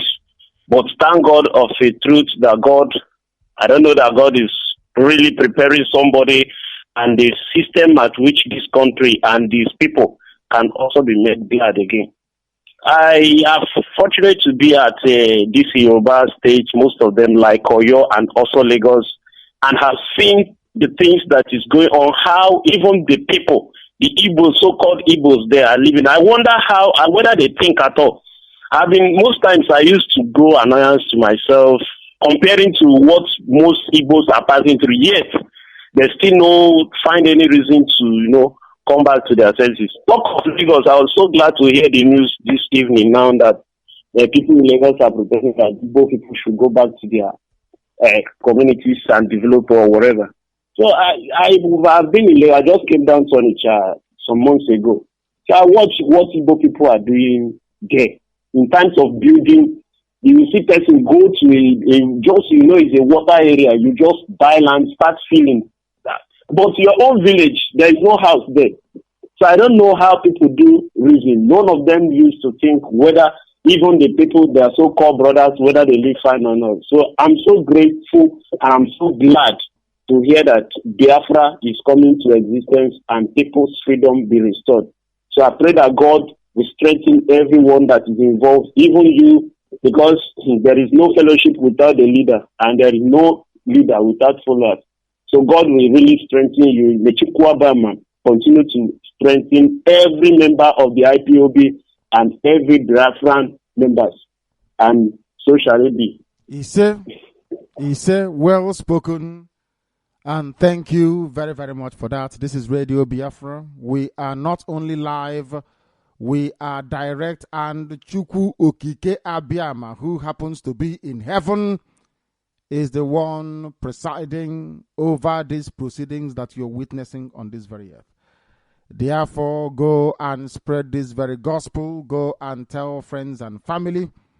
Go and tell everybody. Go and tell everybody, no matter where they are, that we are very, very serious about the restoration of the kingdom of heaven upon the face of the earth. We speak to you the way we do because we want you to change. For Biafra to become a viable entity, we must be self-critical. Never feel sorry for yourself. If you have behaved like a monkey, you say, my goodness me, this behavior befits a monkey. That way you change. Anytime you keep feeling sorry for yourself, oh, we are human beings now, don't say that. You continue to wallow in ignorance. The caller on the phone, yes, can you hear me? Your name and where you are, please. Your name and where you are. I'm hearing you. Director, good evening. Good evening to you. My name is Prince UK Nkata. I'm calling from Igbocha, Port Harcourt. Thank you very much. Igbocha is back on. Thank you. Go ahead. Igbocha is back on. I was very happy. Director, I was very happy when I saw you in Aba during on 30th May. Thank you very much. Thank you. Go ahead. What I'm saying is that people want to distract our attention because before 30th May, Igbocha switch off. Because we are not hearing again, but my coordinator was assured to me that we are going to meet at Aba. When we get at Aba, I was very happy. Thank you. But today, as I'm listening to Radio Biafra, my daughter called me at tune 102.1. When I tuned it, I now listening to Igbocha Radio. I was very happy. Yes. I started calling those that laughing at me, say, let them do this 102.1. That's correct. Say, Igbocha is alive again. Wonderful. Let the Chukwu Okike Abiama bless you. He said. I never tell you where I'm coming out from. I'm from Abia State, in Ohafia local government. Ohafia. Warriors. Yes. Warriors. Ohafia is what I'm coming out from. Warriors. Thank you very much. Thank you very, very much. In Igbocha, our people are jubilating. They should. Something happened. Sometimes your resolve will be tested. Sometimes things may happen in a way not intended. But you must remain resolute. You must remain determined. You must remain focused because in the end, we always win. I told you that before, didn't I? We always win. That's who we are. The caller who is on WhatsApp, can you hear me? Hello? Yes, please. Your name and where you are? Okay. Director Onwa Buruburu. Egade.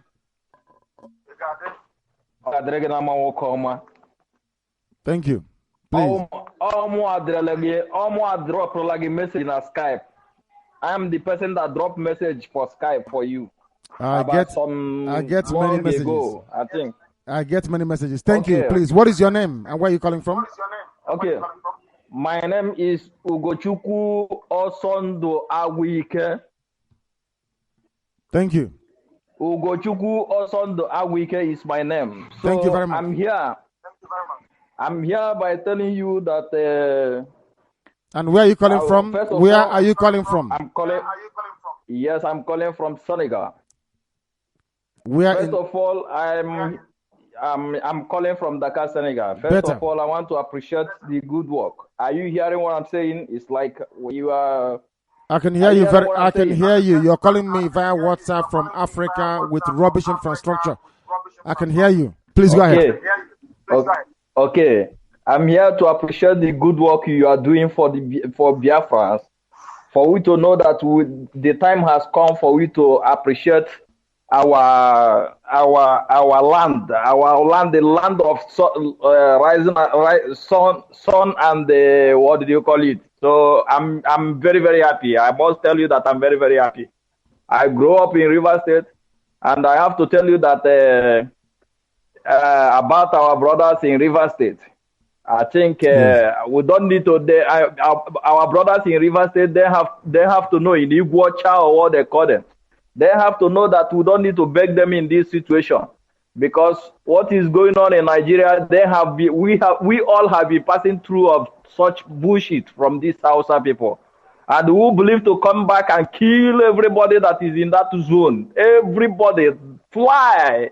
And even the rat we see in that zone, I swear to God, as I'm talking to you, I'm annoyed. From the first day, if I hear this man is an Hausa man, my blood is vibrating to eat him alive. So these people, anything I see in that zone, will call zone or whatever they call themselves, I'm ready to finish them, to eat them alive. That is what I'm saying. So as I am like this, I don't care for what is going to happen. I believe they will track me when I'm coming back. Maybe they will track my ID, maybe at the airport, but I don't care to know who they are. What I care is to finish them, because I'm coming. I will be there. I will be on the war front live. I am an old soldier, old operator, so I don't care about what they're saying. I'm gonna be there to make sure that I eat them alive.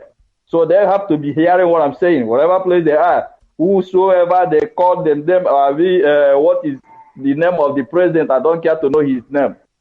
But when that time comes, I believe that something will make him to believe that our fathers fight that time without gun. Right now, as I'm talking to you, I have more than 4 or 5 guns. So I believe that is the same way all my brothers is also having. So the time our fathers fight, they fight alone. And now they fight without gun to defeat them, to stand them for more 3 years. So right now, as I'm talking to you right now, I don't care to know what they're going to do. They have to imagine what is going to come up. What is going to come up right now, because even I don't care to say it. All the whole kidnappers they are doing in Nigeria, they are doing that in Biafran land. So it's the same weapon they are using. So my director, you don't need to be disturbing yourself about this thing. But all these big men will meet in Nigeria. They will meet in Biafran land. All those big men who you don't need to tell them to bring weapon. Who force them to bring weapon when the war don't reach. All of them they will beg to bring the weapon self when the war don't reach, because our Biafran big men don't need to die. They don't want to die. They want to stay alive and go heaven. But who will force them to die and go to heaven? So this, as I'm talking to you, it has been a long time I was trying to get your number, but it's not possible for me. But today I'm happy that I get your number. As I'm talking to you, Steph, I'm vibrating. It's just like to let it command this thing today and tomorrow. Make we finish all these baggers. Command this thing today and tomorrow. Make we finish all these baggers. At the right time, we will command the army of Biafra, of course. They have to be prepared. I don't want what happened in 1967 to happen to this very class of 2015. We have to go to war. And we need to win. It is important that we win. Not to go in and not come out successful. Very, very important indeed. Thank you very much for calling. Thank you. This is Radio Biafra. We must continue to do our work. The caller on the phone, can you hear me? Good evening, sir. Good evening to you. Please, what is your name and where are you calling from? I am calling from Aba. Is that your son, Pastor Washington? Thank you very much. Pastor, you're welcome. Please go ahead. I am a native of Opo, Yetiowa, in Aruchuku local government. Yetiowa. Thank you very much. Go ahead. Sir, you are blessed. And you too. Turn your radio down, please. Turn your radio down. I can hear it. I can hear your radio. Please turn it down. I beg of you. Or move away from there. Turn it down or move away from there, please. Sorry, sir. That the long life is your portion. Thank you. And you too. That the in talk and what they don't I know Bible said the kingdom of God suffer like violence, and the violent people shall take it by force. Of course. And they remember, without shedding of blood, there will be no peace. And according to what is written in the book of 2 Chronicles chapter 20, I know that very soon they will slaughter themselves. They must surely slaughter themselves. I know that Jehovah will fight our battle to the end. So, in him, because of Nandia, because Maka, this Nami, I'm going to need our side. That's so we remember say Apache sure those things. So because now maybe they want to go and prepare with their Islamic descent. But only thing I know that the gates of hell shall not prevail over the life of Biafra people. Thank you very much. So, God bless you, Daddy. God will keep you and guide you, and God will strengthen you. He say, and bless you too, Pastor, and bless you too. I have a caller on Viber. Turn off everything around you that the world may be able to hear you. Your name and where you are, please. The caller on Viber, your name and where you are. This is Radio Biafra. Good evening, Director. Good evening to you. Hello, my name is Uche Orisakwe. I'm calling from Pamplona, Spain, but I'm from Nkwere, Biafra land. Thank you very much. Go ahead. Hello, Director. I thank you for what you are doing. I have been calling all this while, but the line is not going. I thank God for Johnny Mercy for bringing you back from the zoo to where you are now. Director, please, I want to suggest something. Go ahead. I'm living here in Pamplona. Pamplona is in Spain and it's a Basque country. And I know what it means by fighting a freedom. This area, they are fighting for their freedom here. Catalonia also. And I used to see their flags flying all over. Director, please, I want to make a suggestion. I don't know, it's just come through across me. If you will, please help tell our people at home. Let them at least fly Biafran flag in every house, in the zoo, in Biafra land. Let them at least have everybody should mount his own. From there, we will know the people that is hardcore Biafra, like the people here in Tulu. And the government is not doing anything. It's not a bad thing for somebody to fight for his own freedom. Mount your own flag, a Biafran flag, in your house. Nobody will talk. From there, you will see our people will be coming up. Of course. I agree. Are you hearing me? Loud and clear. Go ahead. Of course, I can hear you. Go ahead. So, thank you, sir. So, what I'm just trying to suggest is this. That is what they are doing here. And every house you pass here, you see their flag. The people that is supporting their freedom, you see their flag there. Spanish flag is everywhere. Basque flag is everywhere. It's the same thing in Catalonia. So, my director, please, if our people will start doing this thing, we will know the people that true that is supporting Biafra. That's what I want to suggest now. Thank you, my director. I'll have to hang on here. So I will give other people. Thank you very much for that. Thank you. You have heard our dear brother. That time is coming. We are coming. When we ask for petition, we'll get 40 million signatories. Don't worry about that. We know what we are doing. Very slowly. We need to educate. We need to inform. We need to enlighten our people. We need to polish them very well. Don't feel sorry for yourself. Never, ever, ever. Don't blame other people for our loss during the war since 1770. If we blame ourselves, we'll correct our mistakes. That's one thing I learned from white people. They never, ever blame other people for their own shortcoming. Never. You don't try that nonsense. Always blame yourself. That way you learn. That way you make the corrections That way, next time you'll be stronger for it. The caller on the phone, can you hear me? Yes, my director. Good evening, sir. Good evening to you. My name is AGK Wafo. I'm calling from Enugu. I'm a native of Zerland in Biafra. So, director, I want to let you know that you answered our prayer. That we have been praying to God since to provide another Joshua for the land of Biafra. And God have answered our prayer. My director, I want to let you know that we are all ready. And I know that nothing good comes easy. That let's take it easy so that before the attack will start, we just capture them like as the Israelites did to the Amalekites. So we slaughter them and let them know that Biafra are desperate to have freedom. So my director, I want to encourage you to keep on doing what you are doing and not to mind any person or group of people that will pressure you to drop or to leave your ambition. Like Jesus Christ did his own during the time that he was on earth, and today, over 2,000 years ago, his memory is still fresh in the brain of the citizen of the universe. And if you achieve this, your name will be indelicable to the kingdom of God will come. As the director, I thank you. I've been trying to get you things, but I couldn't. I want you to make sure that exact people and the whole of Bonny land being carried along, because just are desperate to join this movement. Just like the caller from Spain said, let's try to mount our flag and be desperate enough so that they will know that we have woke up from sleep.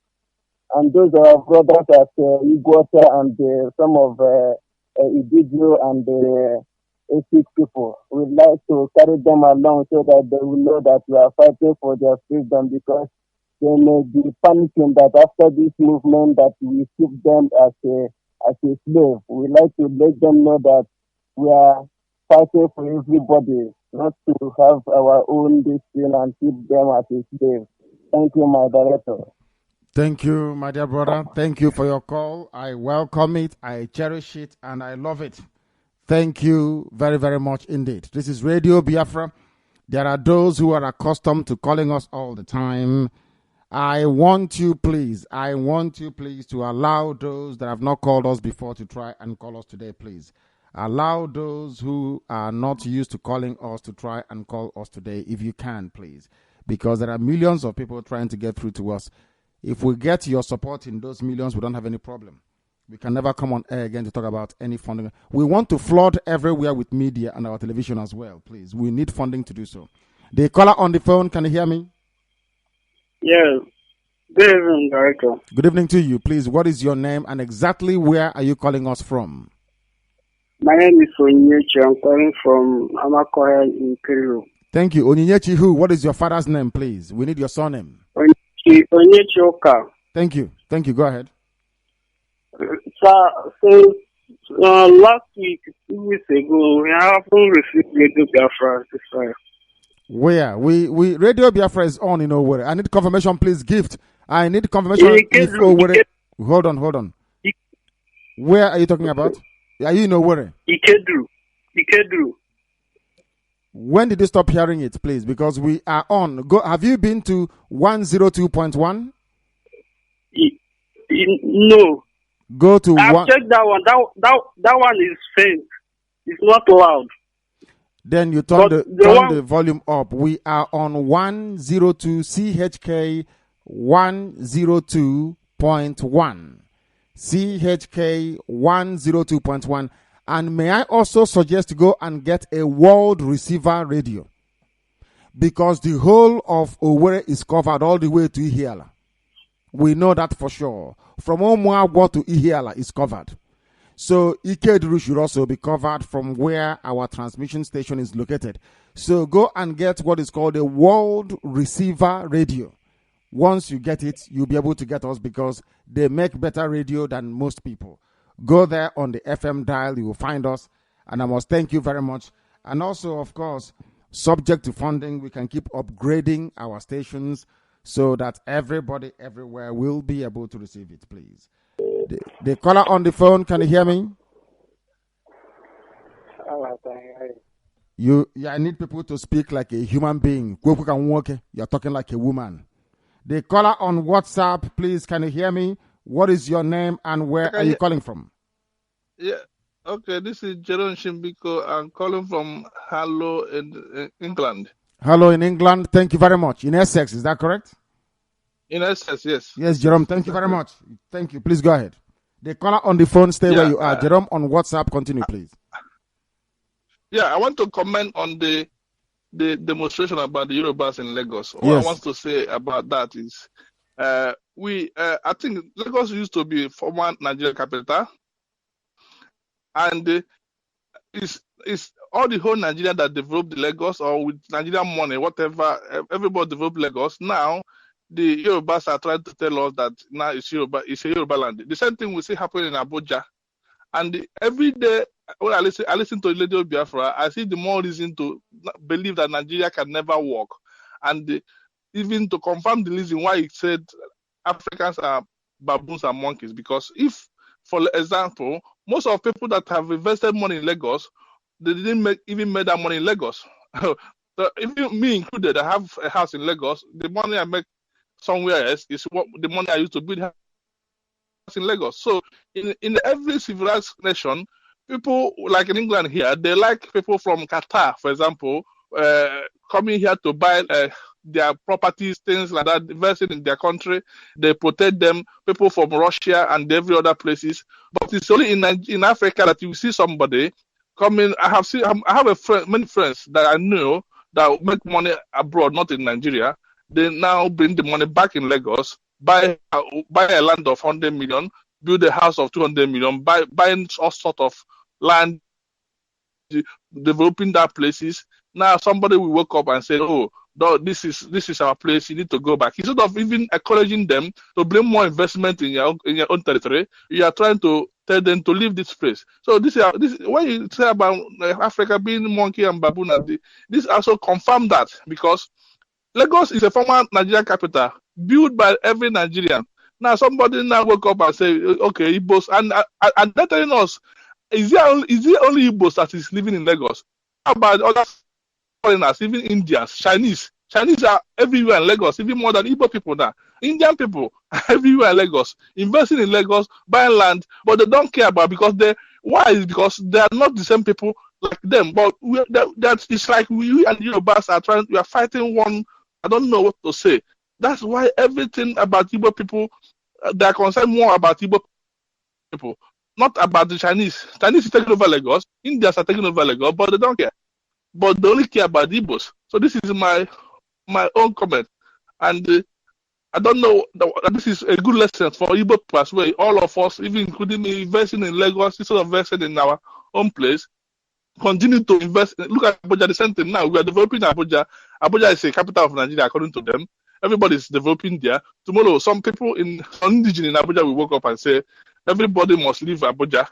If even the Yoruba people also developing Abuja, how would they feel if somebody indigenous of Abuja wake up tomorrow and say, every indigenous in Abuja should leave? This is our land. We can't tolerate this anymore. You people have made billions in our land, and they want you to leave. So, I mean, it's unfortunate, really. So I don't know what to say. It's our people. We need to wake up, and if every Igbo person can invest even 60% of all their investment in Lagos, in Abuja, back in Igbo land, all this nonsense we are talking about, how much will it cost us to build a refinery? How much will it cost us to build international airport? How much will it cost us to build seaports in Igbo land?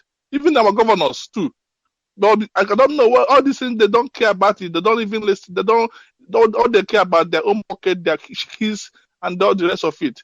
Well, how much will it cost people for example, in Anambra State, to say some rich people in Anambra State, let's build a seaport? How much is it to build a seaport? This is not Niger Bridge I'm talking about. How much is it? Airport, how much? International airport, how much is it to build it? But they're not thinking that way.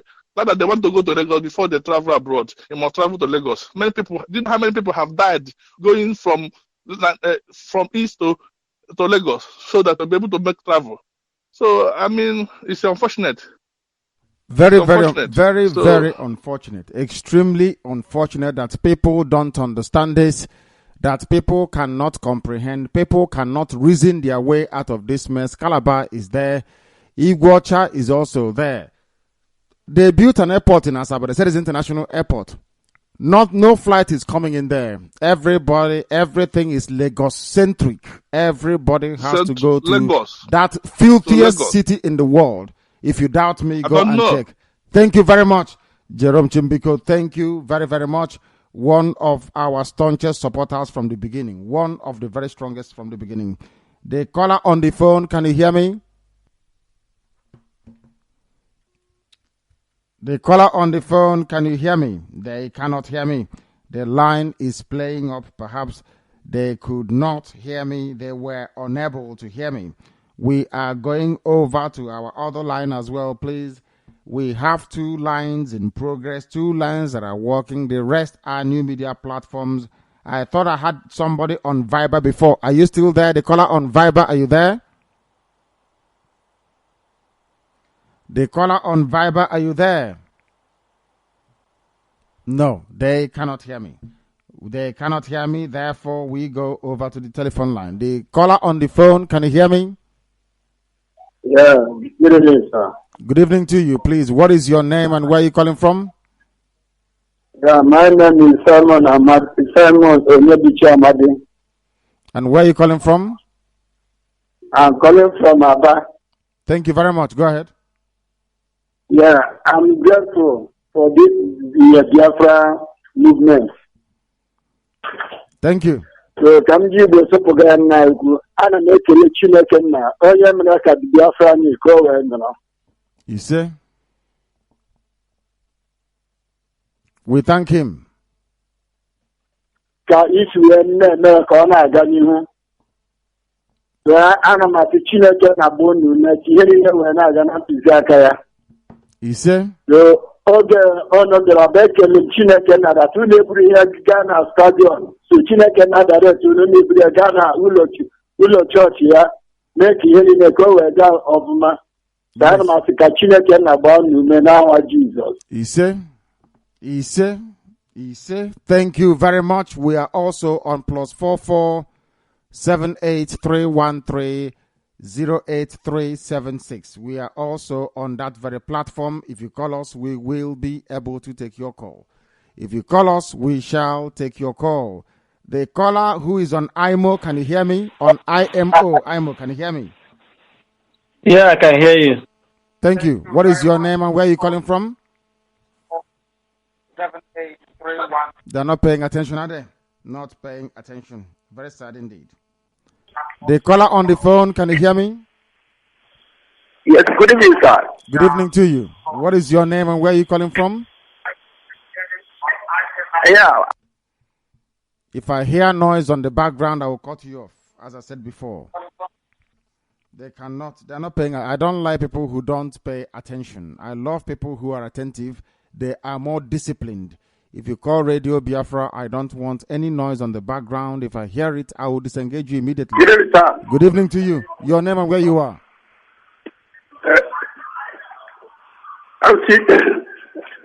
Hello? They have serious difficulties adjusting to this. Very severe difficulties adjusting to this. But we'll get there eventually. We will get there. A lot of people are calling. Most of them first-time callers. They're not getting the hang of it. The caller on the phone, Hello? Can you hear me? Hello? Yes, I can hear you. What is your name and where are you calling from? My name is Okemiri. And where are you calling from? I'm calling from Aba. Thank you. Please go ahead. The world is listening. I can hear you, so go ahead. Please, go ahead. Am I speaking with the director? Of course you are. Who else will be here? It is me. Go ahead. Huh? Oh, dear me. Oh, dear me. Oh, dear me. Of course, who else? Who else are you talking to? It's ridiculous. The caller on the phone, can you hear me? Hello. Yes, what is your name and where are you calling from? My name is Tojuku Osadema. I'm calling from Aba. Thank you. Go ahead. Yeah, Marissa, I appreciate your work very well. Thank you. In fact, you are the anointed one. You are the anointed one. We praise Chukwu Abiyama. What I'm trying to say, whatever you see on Radio Biafra, I went to my village and I met my old papa. I was telling him about the Biafra. He said, no, what am I talking about? Biafra, what am I talking about? No, it's only the Biafra man they are talking about. That I should not say that. Then I went ahead and go and bought radio for my father and put it radio. My father listened to your program 2 times. And what happened, we can never find out. We can never, ever find out. And the line went off. That is the problem. The line went off. The caller on the phone, can you hear me? Yes, sir. Good evening, sir. Good evening to you. What is your name and precisely where are you calling us from, please? Hello, sir. Hello, sir. Hello, sir. Good evening to you. What is your name and where are you calling from? My name is Ike Chukwugojof. I'm calling from Aba. Thank you. Go ahead. Yes, sir. Since I've been trying to call you, but if I call, the thing, you will not pick it. You're lucky tonight. You're very lucky. Please. Yes, I'm very lucky tonight. Yes. I love what you are doing, sir. I pray that Chukwu Abiyama will continue blessing you and blessing all Biafrans and all IPOB. This place in Abaya, I'm evangelizing. I'm a minister. When I'm preaching, I'm also talking about Biafra. Wonderful. And I pray that God will restore Biafra and make Biafra to come in our time. Yes. I pray that God will also bless you, bless Engineer Uchemefo, bless Barrister Emma Mezu. Thank you. The lines, they keep cutting. I don't know why. It just comes and it just disappears and it cuts off. I hope they are not disrupting our line for whatever reason. It could be the zoo. You know, Buhari can say to them, MTN, Etisalat, anybody calling this line, make sure you cut it off. They can say that, can't they? Anything is possible. It's the Zoological Republic. Anything is possible. The caller on the phone, can you hear me? Hello. Yes, raise your voice and speak like a man. What is your name and where are you calling from? My name is George. I am calling from Igbo, Port Harcourt. Igbo, thank you very much. The world is listening. Go ahead. Director, there is something I want you to understand now. Our people, especially in Igbo, are disgraced. Our people in Port Harcourt, in our Igbos in Lagos are a disgrace. I have always said it. I've been preaching this for years, but they just would not listen. I have always wanted to say this, Director. We cannot give these people a chance. If it seems to pay, we will burn down Lagos. We invested there, and our people, if it means burning down the entire Lagos and the rest, what Banjo and Ifagina could not do, we will repeat it and we'll get it right this time. We are ready for these videos. And whenever we are called, Director, we are going. Just tell us when to start and we shall come.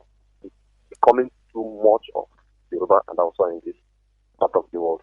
And we will handle them and give them just what they want. Thank you, Director. Thank you very much. And well spoken. Thank you very much for that. Of course, they will pay and they will pay very dearly. I don't know when it is a crime to build house. It's only in the zoo. Somebody will say, oh, you're dominating me. How am I dominating you? Because you're building a house. Do you know what is called inward investment? Do you know the meaning of the word investment? Are you conversant with it? Of course, the answer is no. You're a baboon or a monkey in a damnation called the Zoological Republic. What do you know? Where a judge doesn't even know the basics of common law. He wants to be a judge. The caller on the phone, can you hear me? Good evening, sir. Good evening to you. Your name and where you are? I'm BIAFRA Kanu. And where are you calling from? I'm calling from Aba, but I'm from Ibere in Bend, the local government. Thank you. Please go ahead. I want to thank you for the good work we are doing, Director. We praise Chukwokika Biama, but your radio is loud, therefore I have to cut you off. As I said, once I hear anything on the background, I will cut you off immediately without hesitation. The caller on the phone, can you hear me? Good evening, sir. Good evening to you. What is your name and where are you calling from? My name is Ejike Eze. I'm calling from Ebonyi State, sir. Thank you very much. Please go ahead. Sir, I'm thanking you for what you are doing, sir. We thank Chukwa Biama in heaven. Yes, sir. I'm not even thanking you. I'm thanking the God who gives you the strength and the wisdom. Sir, I'm contributing this night. Sir, I have called you several times. I didn't get you. But today, I have called you more than 106 times. But this one. You're very lucky now. You've gotten through. Go ahead and say what you want to say. The world is listening, including Obama. Go ahead and say it. Yes. Sir, I'm very proud of what you're saying. I'm very proud of my nation, Biafra. Sir, what I need to contribute is this, and I need to say something. I'm saying this on behalf of my family now. I say that hence we have do our remembrance of our foreign heroes. I need us to go forward and make people to know that we just organize people from Biafra. Just let Biafra organize themselves and pray to God that we have sinned against him. Let us forgive us and that we need a freedom. We are tired for a zoological republic called Nigeria. And next, I need to say this. Don't be annoyed, sir. I'm saying this that for those like Richard Sokrocha, I don't know his name. I think he's in the who said that Mazop, who said that he's a love Mazop. I don't even know. So forgive them. Tutu, whatever they did is by their head. Forgive them, sir. Tutu, nobody forgive them. There is one certain thing that if you are saying for God, for a Catholic people who are saying,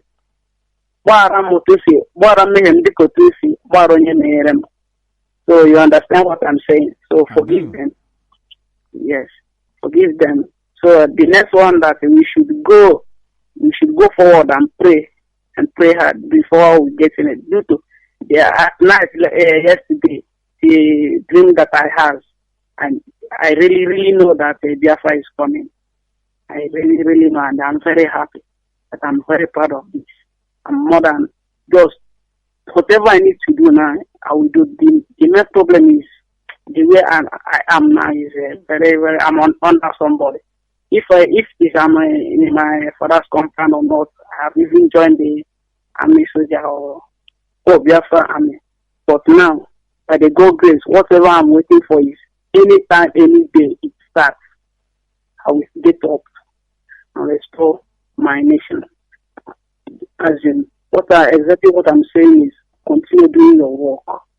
Continue, God will bless you. Whatever you're doing, don't be afraid of anything. Don't think somebody born of woman, I should be afraid of the person. The person, Naija. I am not afraid of anything. No human being am I afraid of. They have not given birth to the bastard that will make me to be afraid of somebody born of a woman. You have to be dreaming. I'm not afraid of anybody. Thank you very much, my dear brother. Thank you for your prayers. I welcome them, all of it. We cannot be with fear before our enemies. If you do, Chukwokika Biama will draw his glory from us and will be gone. Do you understand? You must be without fear before your enemies. Simple as that. What are you being afraid for? What for? Who gave birth to that thing that you're afraid of? Amugia? The answer is no. Therefore, we continue and speak the truth as well. Always, regardless of the consequences the truth was spoken. The caller on the phone, can you hear me? The caller on the phone, can you hear me? Good evening, sir. Good evening to you. Raise your voice for me, your name and where you are, please. My name is Wole Kireti. I'm calling from Onitsha, but I'm an indigenous. Thank you. Please go ahead. We are listening. Go ahead. Okay. So I thank God for this wonderful job that you've been doing since. We praise heaven. It's over 3 months I started listening to this Radio Biafra. Since I started listening to this Radio Biafra, in fact, it seems that my hope comes back, because there was a time there was a time I look at the way Hausa people treat Igbo people on the Hay Bridge here, because I am doing business at the Hay Bridge market here. So sometimes those Hausa people be mistreating our people, even despite that they are not from their own land. They will kill us at their own place. When they come to our own place, they will still kill us the same way. Well, what annoys me so much is that there are some Igbo people here. They will see them when they are mistreating our people. They cannot come together to fight them. What they will say is that only God will judge. So those things are not good. I think Igbo people should come together with one mind and pull together. So since I started listening to this radio, sir, I'm very happy. And I believe that one day Biafra will come. Thank you so much, sir. Thank you very much. Thank you. Of course, it's coming. It says one day. We are going to fight for it. Are you prepared for what is to come? Because we're going to go to war. They will kill us. We'll kill them. In the end, we'll win. As simple as that. The caller, my goodness me, good Lord in heaven. Turn your system down, please. My goodness me. Yes, what is your name and where are you calling from? My name is Chineze Wala. I'm calling from Aba. Thank you. Go ahead. Shoma local government. Director, thank you. Your preaching, your message. I'm just tired about this. This is finished. One thing I want. Have we lost you as well? Hello, Director. Director. What I want to say, Igbo people, their mentality. People here saying rubbish. That something they didn't know, they will be saying, I don't mind that, Director. He will not come. I said, you heard the Radio Biafra. Director was there live. I was there. Yeah, see the picture, see the film. Yeah, watch it. How manage Biafra will come. I say, I will just walk out. I don't want to follow because when we are the best. If they are talking that rubbish, we will be adding man because he is what we have to do. Rubbish. Mama has it with a metal. And director, Mama has it with a Mama get Kuwashi with a video. See how she drawing she. I didn't just know they are foolish idiots. You go ahead, they are saying another thing, giving silly excuse. It's in their nature to give excuses. Why do you think they are building houses in Lagos where they're not wanted? Why are they in Abuja? Why is it when you kill them in Sabongari, they run to Damatru? You kill them in Damatru, they go to Guzo.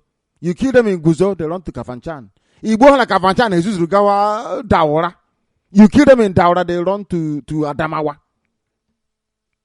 Yeah? Do you think they are well? These Igbo people running from one place to the other, do you think they are normal? Of course they are not.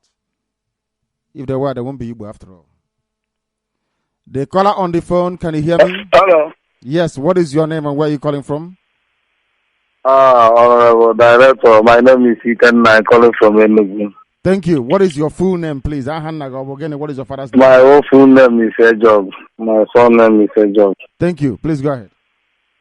My Honorable Director, I'm very, very happy. Yes, it's why I started hearing this Radio Biafra. It's where I will come from one kind of sickness we will miss it. You're welcome. You are alive and well, which is good. Please continue. Hello. I can hear you. Go ahead. I can hear you. Go ahead. Go ahead. Hello. My goodness me. The line just unceremoniously went. This is the Zoological Republic. What do you expect? Damnation itself. Damnation. I have a caller on Viber. Can you hear me? Yes, Director. Good evening, sir. Good evening to you. What is your name and where are you calling us from? My name is Chukwuemerie My name is Chukwu Emeri Oyekachukwu. I'm calling from Igbo. Yes, go ahead. And I'm from Umizog in Nsude, under the local government in Enugu State. Thank you, Umizog. Thank you. Go ahead. Yes, Director, I want to thank you, and I want to thank Chukwu Okike for the gift of knowledge he gave to you to do this job for him. Thank you. And I'm thanking all the IPOB members in the whole world. Director, I'm saying may Chukwu Okike bless all of us in the name of Yahweh Yeshua. Director, since I've been listening to Radio Biafra, I have learned a lot of things, including in how we name ourselves, our children. What I have learned is that when we are calling our names the way it is, we are giving God glory, and we are telling the world how God is in our life. Of course. So what I want to comment on is the way we call names. Some people, if you ask them their names, they will tell you foreign names like Chezi, Tesi, be calling nonsense names. But you have Chukwu Emerie, you have Chukwu Emeka, you have Ife Sinachiabia, you have Ifeanyi Chukwu. Those names, when you are answering them, is like prayer. You are praying to God, and you are also telling God how you are and what you need from Him. So I'm using this opportunity to tell our people that answer your name that your parents gave to you. Forget about your baptism name, because many people are answering Peter, Paul, James. What does those names means? Nothing. It means nothing in our own. When you answer Chukwusom, Chukwunonso, yes, you are telling God that he is with you. And you are also telling people the same thing. When you go to China or you listen the way they talk, the way they maintain their own tradition, they answer their names. You can imagine when you are interviewing a Chinese person, he will be speaking his language, and there will be somebody that will be interpreting it. But in our case is different. You will be asking somebody something in Igbo language, the person will be speaking English. So I want our people to recognize who we are and where we came from, just as you normally say that we are great people. Because since I started listening to Radio Biafra, I have recognized who I am and who I am in the sight of God. So I want our people to recognize themselves. Many people are not believing in what is coming, which is Biafra, our nation.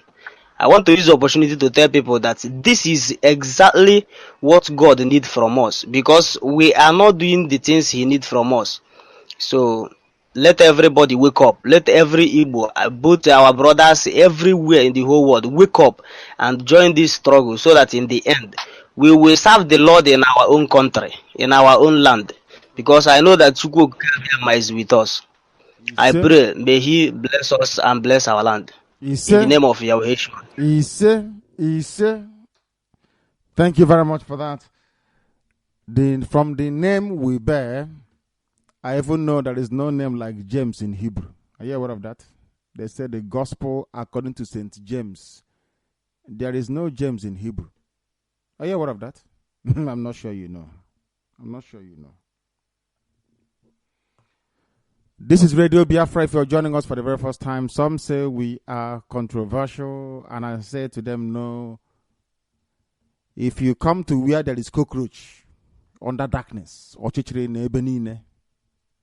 and there are cockroaches everywhere, once you turn on the light, they will run away. To them, you have brought chaos. To them, you are controversial because you've turned the light on. But that light you're turning on is necessary for light to prevail, for you to be able to see. That's the meaning of light. Light exists for you to be able to see. And also in nature, for nature to be able to feed of it. So, of course, we are preaching Biafra here. We are bringing light and illuminating lives, of course. And some are also feeding from it spiritually. That is our job. That is what heaven asked us to come and do. And that is precisely what we are doing. The time now is approximately, I should say, 6 minutes to 10 p.m. And we are live and direct. For goodness sake, we are Radio Biafra. What else? Who else can do radio the way we do it? Who else? Can they? And we have nothing and we're making things happen. Imagine what we can do if we have the resources at our disposal. The caller on the phone, can you hear me? The caller on the phone, can you hear me? Director. Hello, Director. Yes, please. Your name and where you are. Yeah, good day, sir. Good evening to you. Yeah, sir. I'm not trying number since today. Do you know we are live on the air and the whole world is listening? Are you aware of that? Yeah. That's me. Biafran soldier. Ask my glera. Are you listening to Radio Biafra now? Radio Biafra. Are you listening to us now? Live. I'm making Radio Biafra with my phone. Exactly. We are live and the world is listening. Go and join your nearest family meeting. Go and join them in Aguleri. We are very powerful in that part of the world. Go and join them there, and then your coordinator will forward your name to us. That's how it's done. No.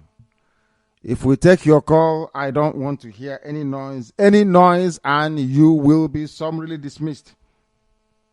I don't want any noise whatsoever. There is no noise. I don't like it. The caller on the phone, can you hear me? Good evening, sir. Good evening to you. What is your name and where are you calling from? I am Igbo. I'm calling you from Aba. Thank you very much. I've been listening to. In fact, this week I'm very, very angry. I've been listening to your news, but the news I just received maybe on the Tuesday and the one that I received today. I'm very much angry. Why? Which news is that you heard that you're angry? Which one is it? How can the news that the Nigerian state have just done passed a bill where it is legal for somebody to marry a 12-year-old girl? I'm very much angry about the news. No. 12 years is too much. They are marrying 10 years. They said you can rape any girl that is 11 years. Is fine. 11 years is the age of consent. So from 11, you can rape a little girl of 11. There is no problem. After all, the judges don't go to school. The judges don't know what is the law. So there is no problem. You can do as you like. If you have AK-47, you turn to Boko Haram. There is no problem. Ever since I've been listening to it, in fact, this news made me to be very upset. I'm telling you that this news made me to be very upset. And the one that you gave today about the importing palm oil into the zoo, I'm very much angry of the news. Our mothers in the village are dying of hunger. Some of them will use their hand to produce this palm oil now, and nobody to buy from them. And the zoo government are spending millions of naira to import it abroad. I'm very much angry about these two news. In fact, these two news is only the thing that provoked me, and this is the thing that made me to call this event. So, and the thing that sometimes I have more concern about my people, this video people, because I don't want you all to be left aside, because all the people that are calling abroad are not, they don't know whether there are many of them are involved in the financing of this very project. Nobody. It is only diaspora that is funding what we are doing. Nobody in Biafra land, nobody in the zoo can come out and say they're funding any project that we are doing. People in the zoo don't fund. People in Biafra land do not fund what we are doing. It's only diaspora that funds it. We are looking for a radio station to take to Akwa Ibom and to Cross River. We went to Bayelsa State. They said we should pay them 10 million, and I don't have that type of money to pay anybody. If you want to be paid for you to be free, you don't deserve freedom. So Akwa Ibom, of course, will go there. Cross River State, we are going to go there as well, but we need the support of everybody. That time has come for us to push that little bit harder to get what we are looking for. We need to be everywhere. There is nothing that frightens the zoo than the truth, and we have it in abundance. The caller on WhatsApp, can you hear me? Yes, Director. Good evening. Good evening to you. Give us your name and where you're calling us from, please, if you may. I'm calling from Onitsha. This is Chike Olum. Thank you. Please go ahead. Director, you have given us hope in life. You know, here in Igbo land, we have lost hope. everybody has lost hope in Igbo land. And our so-called politicians, they are not even giving us hope. So now, Chukwu Okike Abiyama have bring you out, giving you the knowledge you use in pursuing for our freedom. We support you. May Chukwu Okike Abiyama bless you abundantly. We praise him and bless you too. Thank you very much. You're kind. Go ahead. Director, please, in any way we can support. And please, I want us, let me start by saying Igbos in Lagos, shame to them. Shame to them. Why not bring those things they are building in Lagos down to here and build it? Because they don't love From you. there, Because they don't love you. They don't. They pretend they do. Oh, we are Igbo. They don't love you. That is They nonsense. don't. That is nonsense. At times I see it that this is a kind of curse to them. Because if they bring it down here, it's more safe and is even more better for them. Anything that happens is in their territory.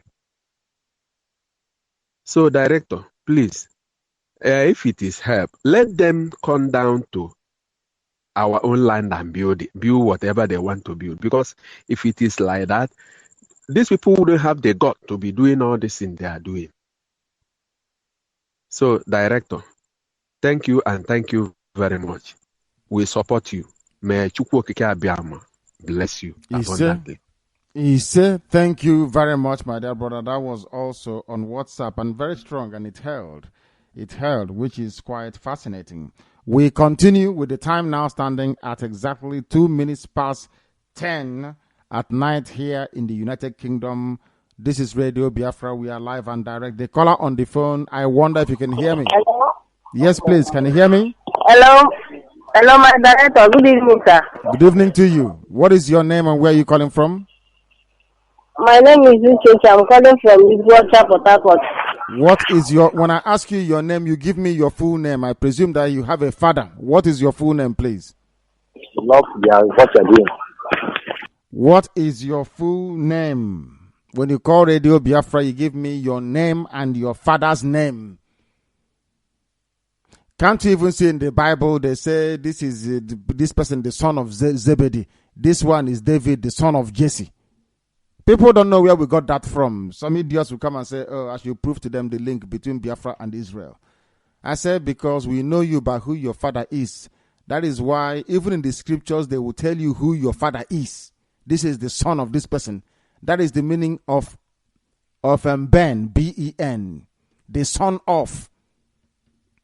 When you say you are Benjamin, it means the son of Yamin. That's the meaning of your name. Ben Ariel means the son of Ariel. Ben Gurion means the son of Gurion. You tell me who your father is. In the village, when an elder calls you, who is your father? They won't ask you what is your name. They say, who is your father? You see why you must listen to Radio Biafra. Because if you listen, you learn. The caller on the phone, can you hear me?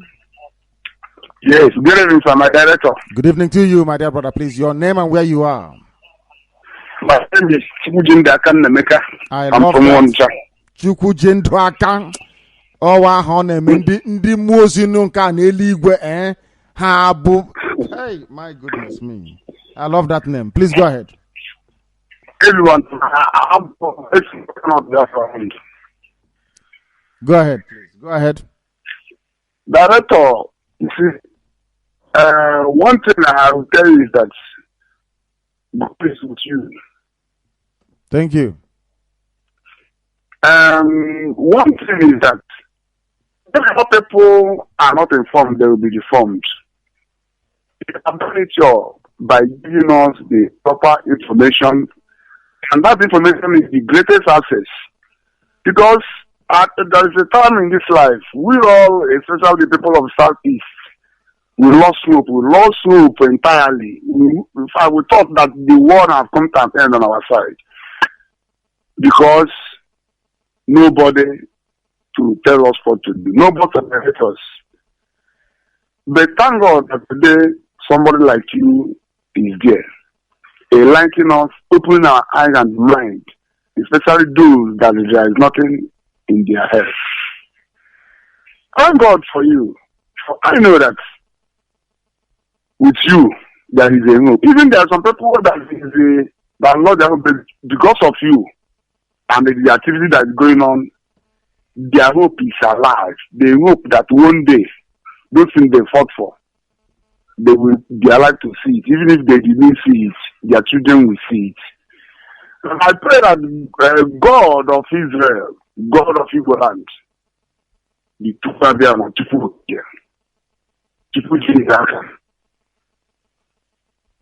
he will bless you, protect you, guide you, let you affair, and also give you more strength, more wisdom, more knowledge, understanding. And I hope that none of your enemy will find your way. In fact, all their plots, their plan will be in vain. And I pray also to God to take the cup of our suffering and put it in the hand of our enemies, especially American and Britain. Double it for them. In fact, all those earthquakes that are happening in other world that's supposed to happen in America and England, to tell them that they are holding the people of God captive. The earthquakes should double in their land. In fact, everything calamity should be directed to America and England, because they are the leading devil on earth. And I hope that God, we Igbo land are serving, the God that created us, will never leave us to continue to suffer in the hand of Hausa and the Boko Haram and the zoological republic called Nigerian. I pray also that God will bring the spirit of unity and oneness, because I thought there's something wrong in spirit about these Igbos and other things. People, they don't care to listen about the truth. They don't no longer believe in truth. Whenever you see something, they will say, just like I was telling somebody about how to listen to RadioBiafra. He's telling me, is it not how Wazirike started? I said, no. This time around, the thing that I'm telling you is not like Wazirike. Because whenever you see a purposeful man, a man with a vision, he started by calculating the way the man started. I'm telling him, man, the castle is already reached by himself, by special grace of God Almighty. And it's not like Wazirike shall come with us that there is somebody that is championing the interest of people that we don't know that he's there to pave a way for his business and reach himself. So after everything, I convinced him that everything. He listened to the RadioBiafra yesterday. They tell me that, so I'm listening to all these radio things. I couldn't tell him that I'm very wicked. That I'm very wicked. I said no, because I'm looking at face.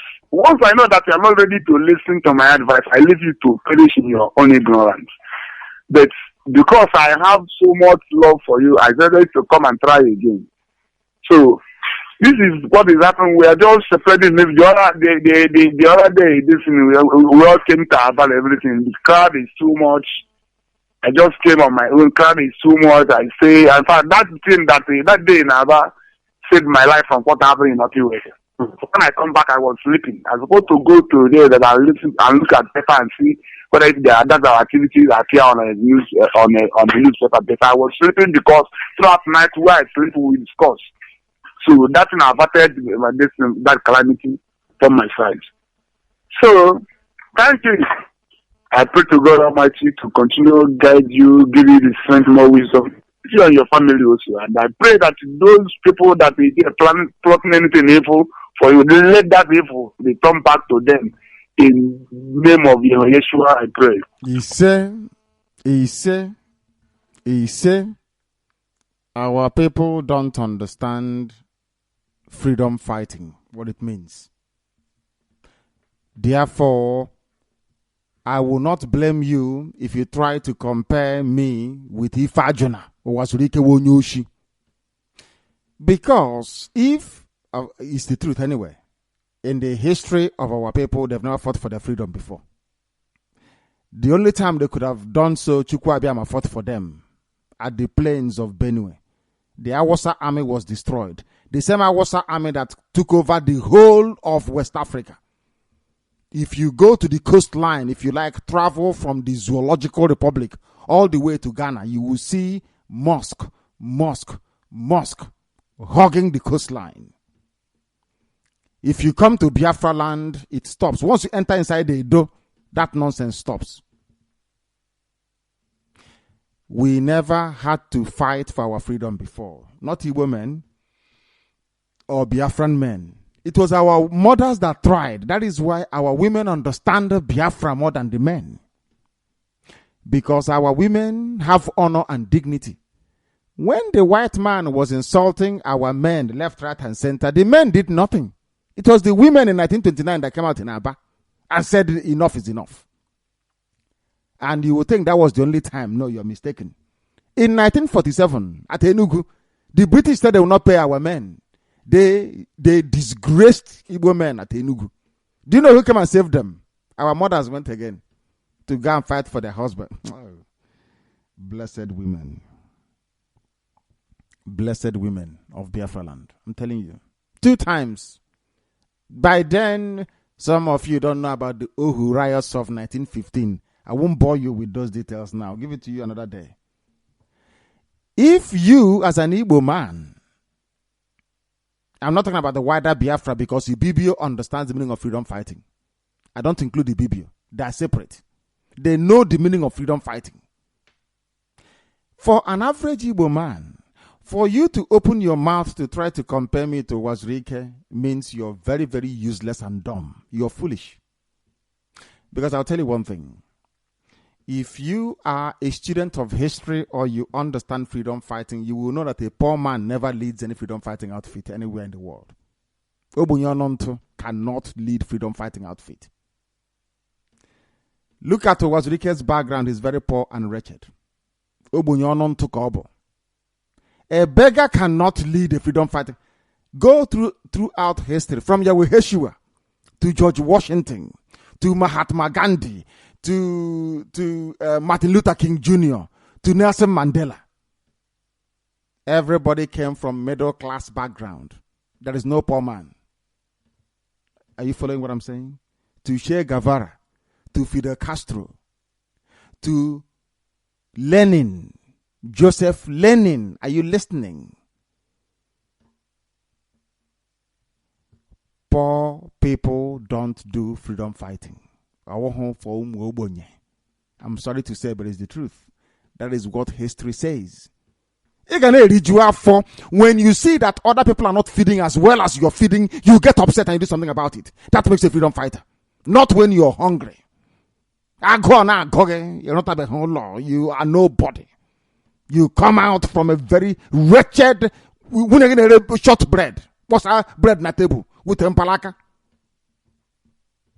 Out of hunger, you claim you're doing freedom fighting. You're a fraud. What did you have before you started doing freedom fighting? That is how you judge them. Are you working? Can you feed yourself and your family? Before you dabble into freedom fighting, were you able to feed yourself? That is how you know.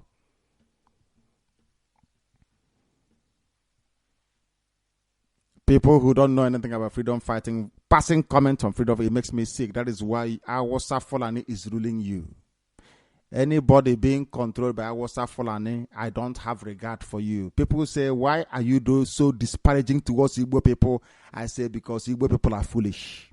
They don't have brain. They think they know something, they don't know anything. Because if they knew anything, Awasa cannot be ruling them. Awasa Achinama. It's impossible. That's what told me they're not intelligent now. Don't you know that? You don't know anything. Is it not the truth? For ye shall know the truth, and the truth shall set you free. Eziokwu. Cling unto the truth and you survive. Poor man cannot do freedom fighting. At least lead it. You know you can't. On the original freedom fighting, as we did. The caller on WhatsApp, can you hear me? This is Radio Biafra. Hello, good evening, Director. My Good name evening. is Ebere Ariwodo. I'm calling from Essex, UK. Ariwodo is a distinctively Ibeku name. I don't think other people That's answer your brother. Ariwodo. It's an Ibeku name, for goodness sake. Please go ahead. You know who is calling. Of course I do. Hello, my Director. Good evening. Where do I start? I'm calling this evening to add my voice in continuation of the great work you're doing. I've been listening. I have two things to say this evening. Your eloquent message is that here we're educating our people. A few weeks ago, a lady called from Australia. We was talking about, she was so disgusted with our people, how we lost our identity and sense of confidence, that we don't even have the confidence again to know who we are. Rather, we give up who we are and want to become others, adopting the Yoruba culture and what they do. And then they say they couldn't understand it. I went into research and thought about that. And in your eloquent teaching and testimonies, what I want to contribute here today is this. It is like you said, in the long process, we have been bastardized. We have been subdued. We have been put under pressure, which is a calculated attempt by the hegemony, by the colonialists, by the British. Our people have been subdued and they want to change us by force. Are we still there? Live and direct, of course. I seldom interrupt. Please go ahead. Okay. So, and what came to me is this. And then through this long process, it is like a human soil that has been deprived of moisture for a long time. What the soil does by natural process, it forms an impervious layer on top so that it will not lose the little moisture that it has. And that impervious layer remains.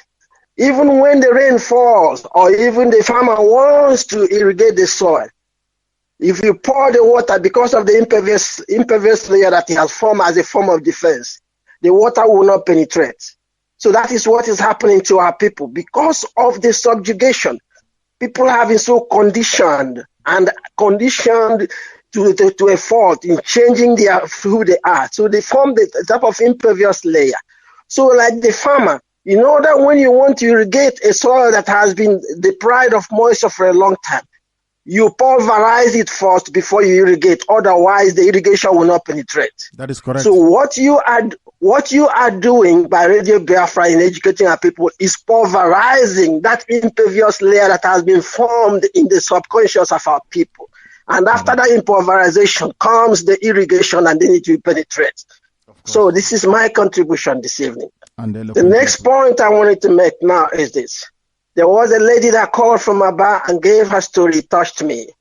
The one that said she suffered, she had to work to train herself in little education. She went through labor and lost her baby through a quack doctor in Aba. That touched me. I plead your indulgence. In the spirit of Biafra, I have been praying, and then Chukwuabiama told me something about that woman. In our own way, like you normally say, that this message is about Honorable Nwanne Berakwa. My mind tells me, please, I want to be put in touch with that lady. I just want to show her some kindness that the spirit of Biafra is alive. That is another thing. Thank you. Then the next thing is this. You're my director. In your own eloquent way, in your so understated way, but I know who you are. And those who don't know you are those who will doubt who you are doing. Anybody who knows you will know you are doing this. You are doing this because you are called. Now, you mentioned something the other day. It touched me. Yes, I know you are in London right now, but I know all this while you've given up so much and not being in touch with your family and the sacrifices. It touched me. It keeps touching me. I also want to tell you, I've been in touch with Barrister Imam Mezu. We were together on the 30th of May and in the last IPOB meeting. We'll have another meeting this Saturday. There is something I wanted to communicate to you. I don't think it is convenient to communicate it on live here. I want to go through my Barrister Imam Mezu so that I could communicate that. It is a personal thing to me. It's a revelation to me. It is something I want to communicate to you, but through IPOB, to let you know that we, the Honorable One Neighbor, also message you are preaching. We also are hearing it, and we also have to show it towards you. Thank you very much. That is my contribution this evening. Thank you very much. One name from Ibeku, of course, Ariwaldo is a very distinctive Ibeku name. If you hear it any other place, you let me know.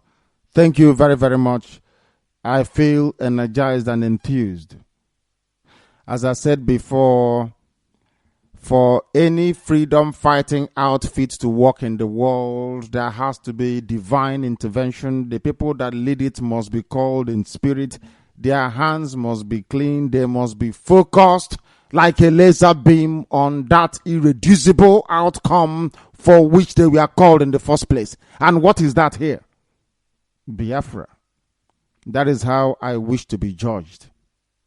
Did Biafra come or not? Every other thing is immaterial. And I am 100% confident that Biafra will come and will prevail, of course, in the end. I promised you a piece of news before, and I have it. I will make this available to all our admin to post. Some of you come and say, why don't you work with these people? And I say, but they're not freedom fighters. I work with people that understand what they are doing. Hardcore. Irreducible. This is the news about Ifajuna or Wazurike that the devil sent to come and sow the seeds of doubt in your mind. Which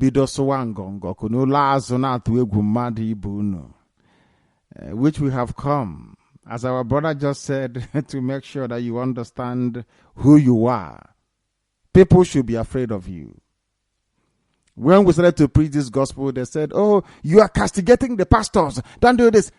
Today, I don't touch you, the pastor. When they hear about me, they fall sick. They collapse out of exhaustion. Do you know that? When they hear Radio Biafra, people begin to die. Are you aware of that? People with filthy hands. They cannot stand this gospel. Let me read the news for you to tell you why we are consistent, both philosophically and ideologically. We don't change. And I want to prove to you that Ifajuna Wazurike is a fraud and a thief. The devil sent him, but we have come from light. And let me prove it to you. It's not my news. I didn't write it. Dokobo Fashewuno Wazurike, Al Mustafa and others meet in Anambra. This news was carried, when was it? September the 12th of 2013. This is a freedom fighter. Listen very carefully. You know, poverty. You're very poor. There is no way out of life. You think that Biafra can provide you a way. That is not how to do freedom fighting. You must be called in spirit. If you're not called, you cannot succeed. Let's continue. Leaders of major ethnic militia. He said his group is fighting for peace, but he's joined them to be called a militia. I'll start again. Leaders of major ethnic militia groups across the zoo met in Oka, Anambra State capital, on Thursday. Those who were part of the meeting included leaders of Niger Delta People Volunteer Force, NDPVF, Alhaji Mujahid Asari Dokobo, Movement of the Actualization of the Sovereign State of Biafra, MASOP, Chief Ralph Wazurike, and that of the Yoruba ethnic militia, Odua People's Congress Chief Fred Fashewu. Also at the meeting were the former Chief Security Officer, CSO to the late General Sani Abacha, Major Hamza Al-Mustafa, and Abacha's first son, Mohammed. Are you listening? Freedom fighter. Let's continue.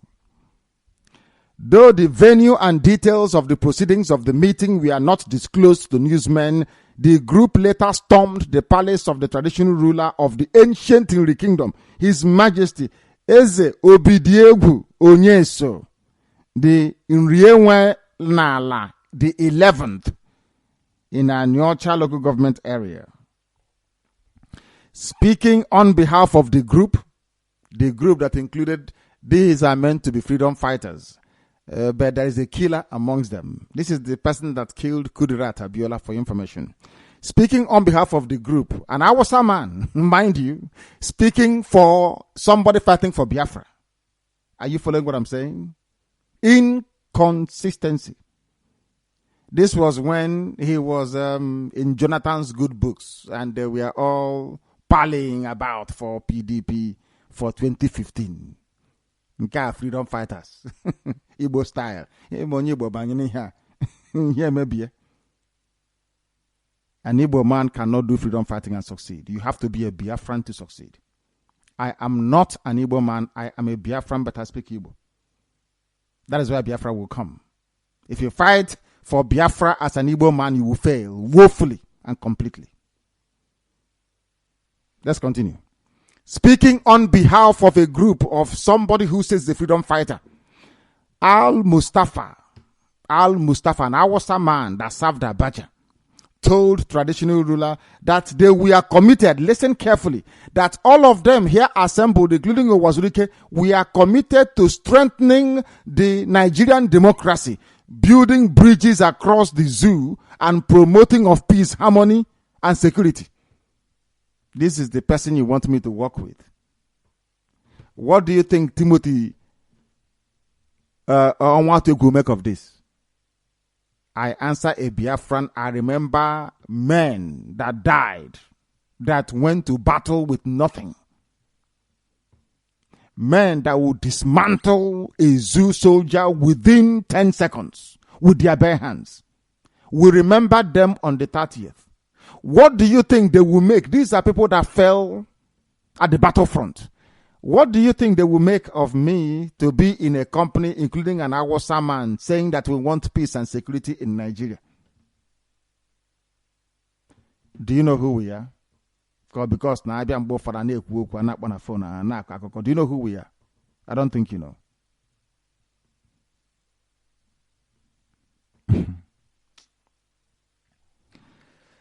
Speaking on behalf of the group, Al-Mustafa told the traditional ruler that they were committed, they being Owazurike, Dokobo, Fashewu, and Mohammed Abacha.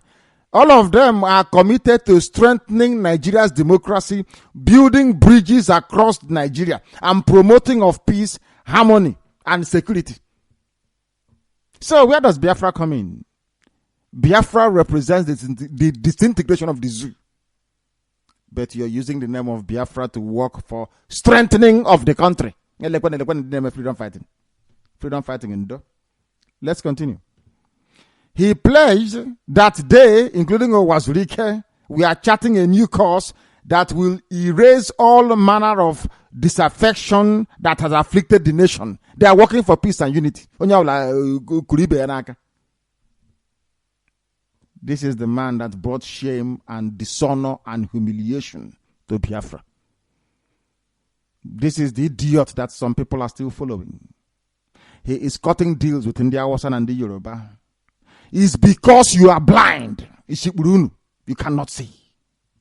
Because the Holy Bible made it clear to us. I will inflict upon you a curse that when you see the truth, you say it is a lie. When you see lie, you will say it is the truth. What are you doing with somebody with Hausa people? You say he's a freedom fighter. You should have. I don't think so. And why should I continue reading when people are impervious to reason?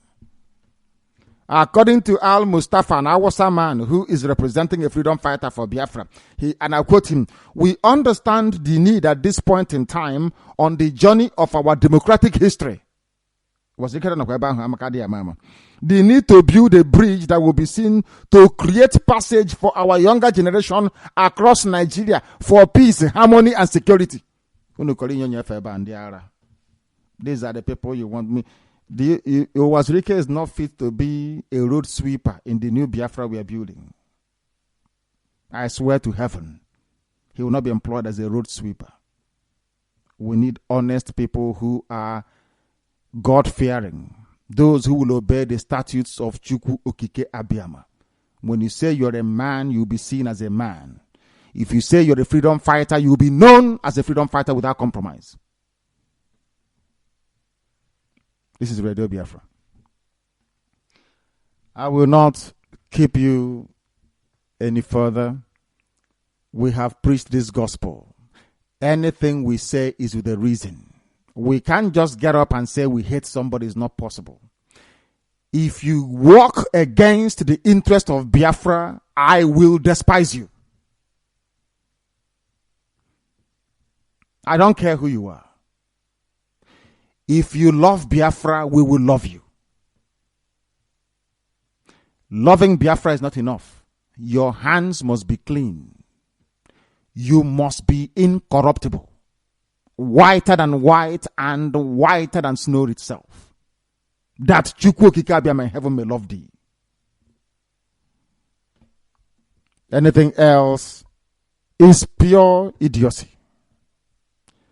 These are the things we must understand. And that is why Chukwu Abiyama asked us to come. Or should I say, that is why he determined that we should come. Never compare us to that idiot. He is not worthy. We have come from heaven, from light itself. And by the work we do, you will know. I don't have to convince you. You have listened to us this very evening from far and wide, from the north to the south, the east to the west, across the surface of this very planet that we call Earth. One thing has been demonstrably proven beyond every conceivable doubt, if at all there was any before our commencement this evening, that indeed Biafra is their religion. That they worship on Radio Biafra. Every night I need for Basi no Igbo here. And they regard Chukwu Okike Abiyama as creation, the creator of the heavens and the earth, and worthy of praise. They don't worship idol. And I have Aruseba. Man can do a from Rome, from Canterbury, rubbish. Arusekob. Because Chukwu Abiyama said, you will have no other God apart from me. As my aunt Danet will sing to me as I was a child.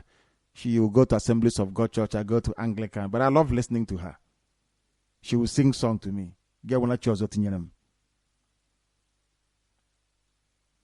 Because Obu Chineke Oboge Mado. Chukwu Abiyama cannot be man. It's impossible. That was why Yahweh Yeshua prayed and said, Our Father who art in heaven, hallowed be thy name. And this evening we say, hallowed be your name. Creation.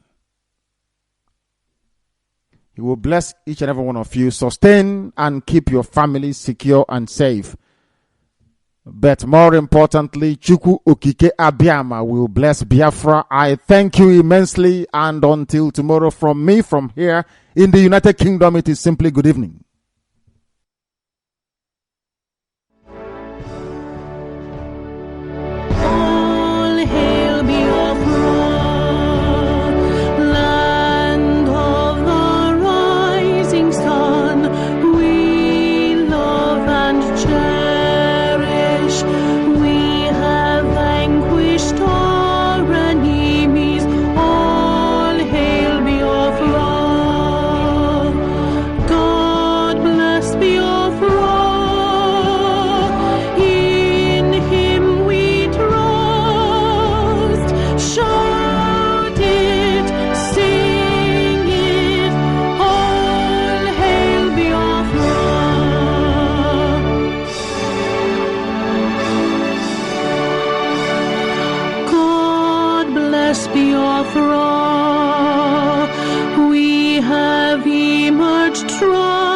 triumphant from all our foes.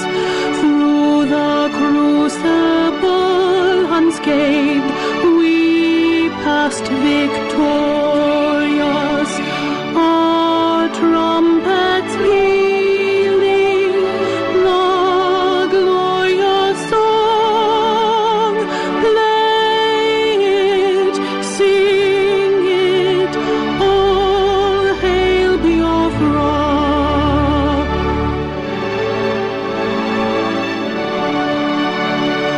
Oh, hail Biafra, we shall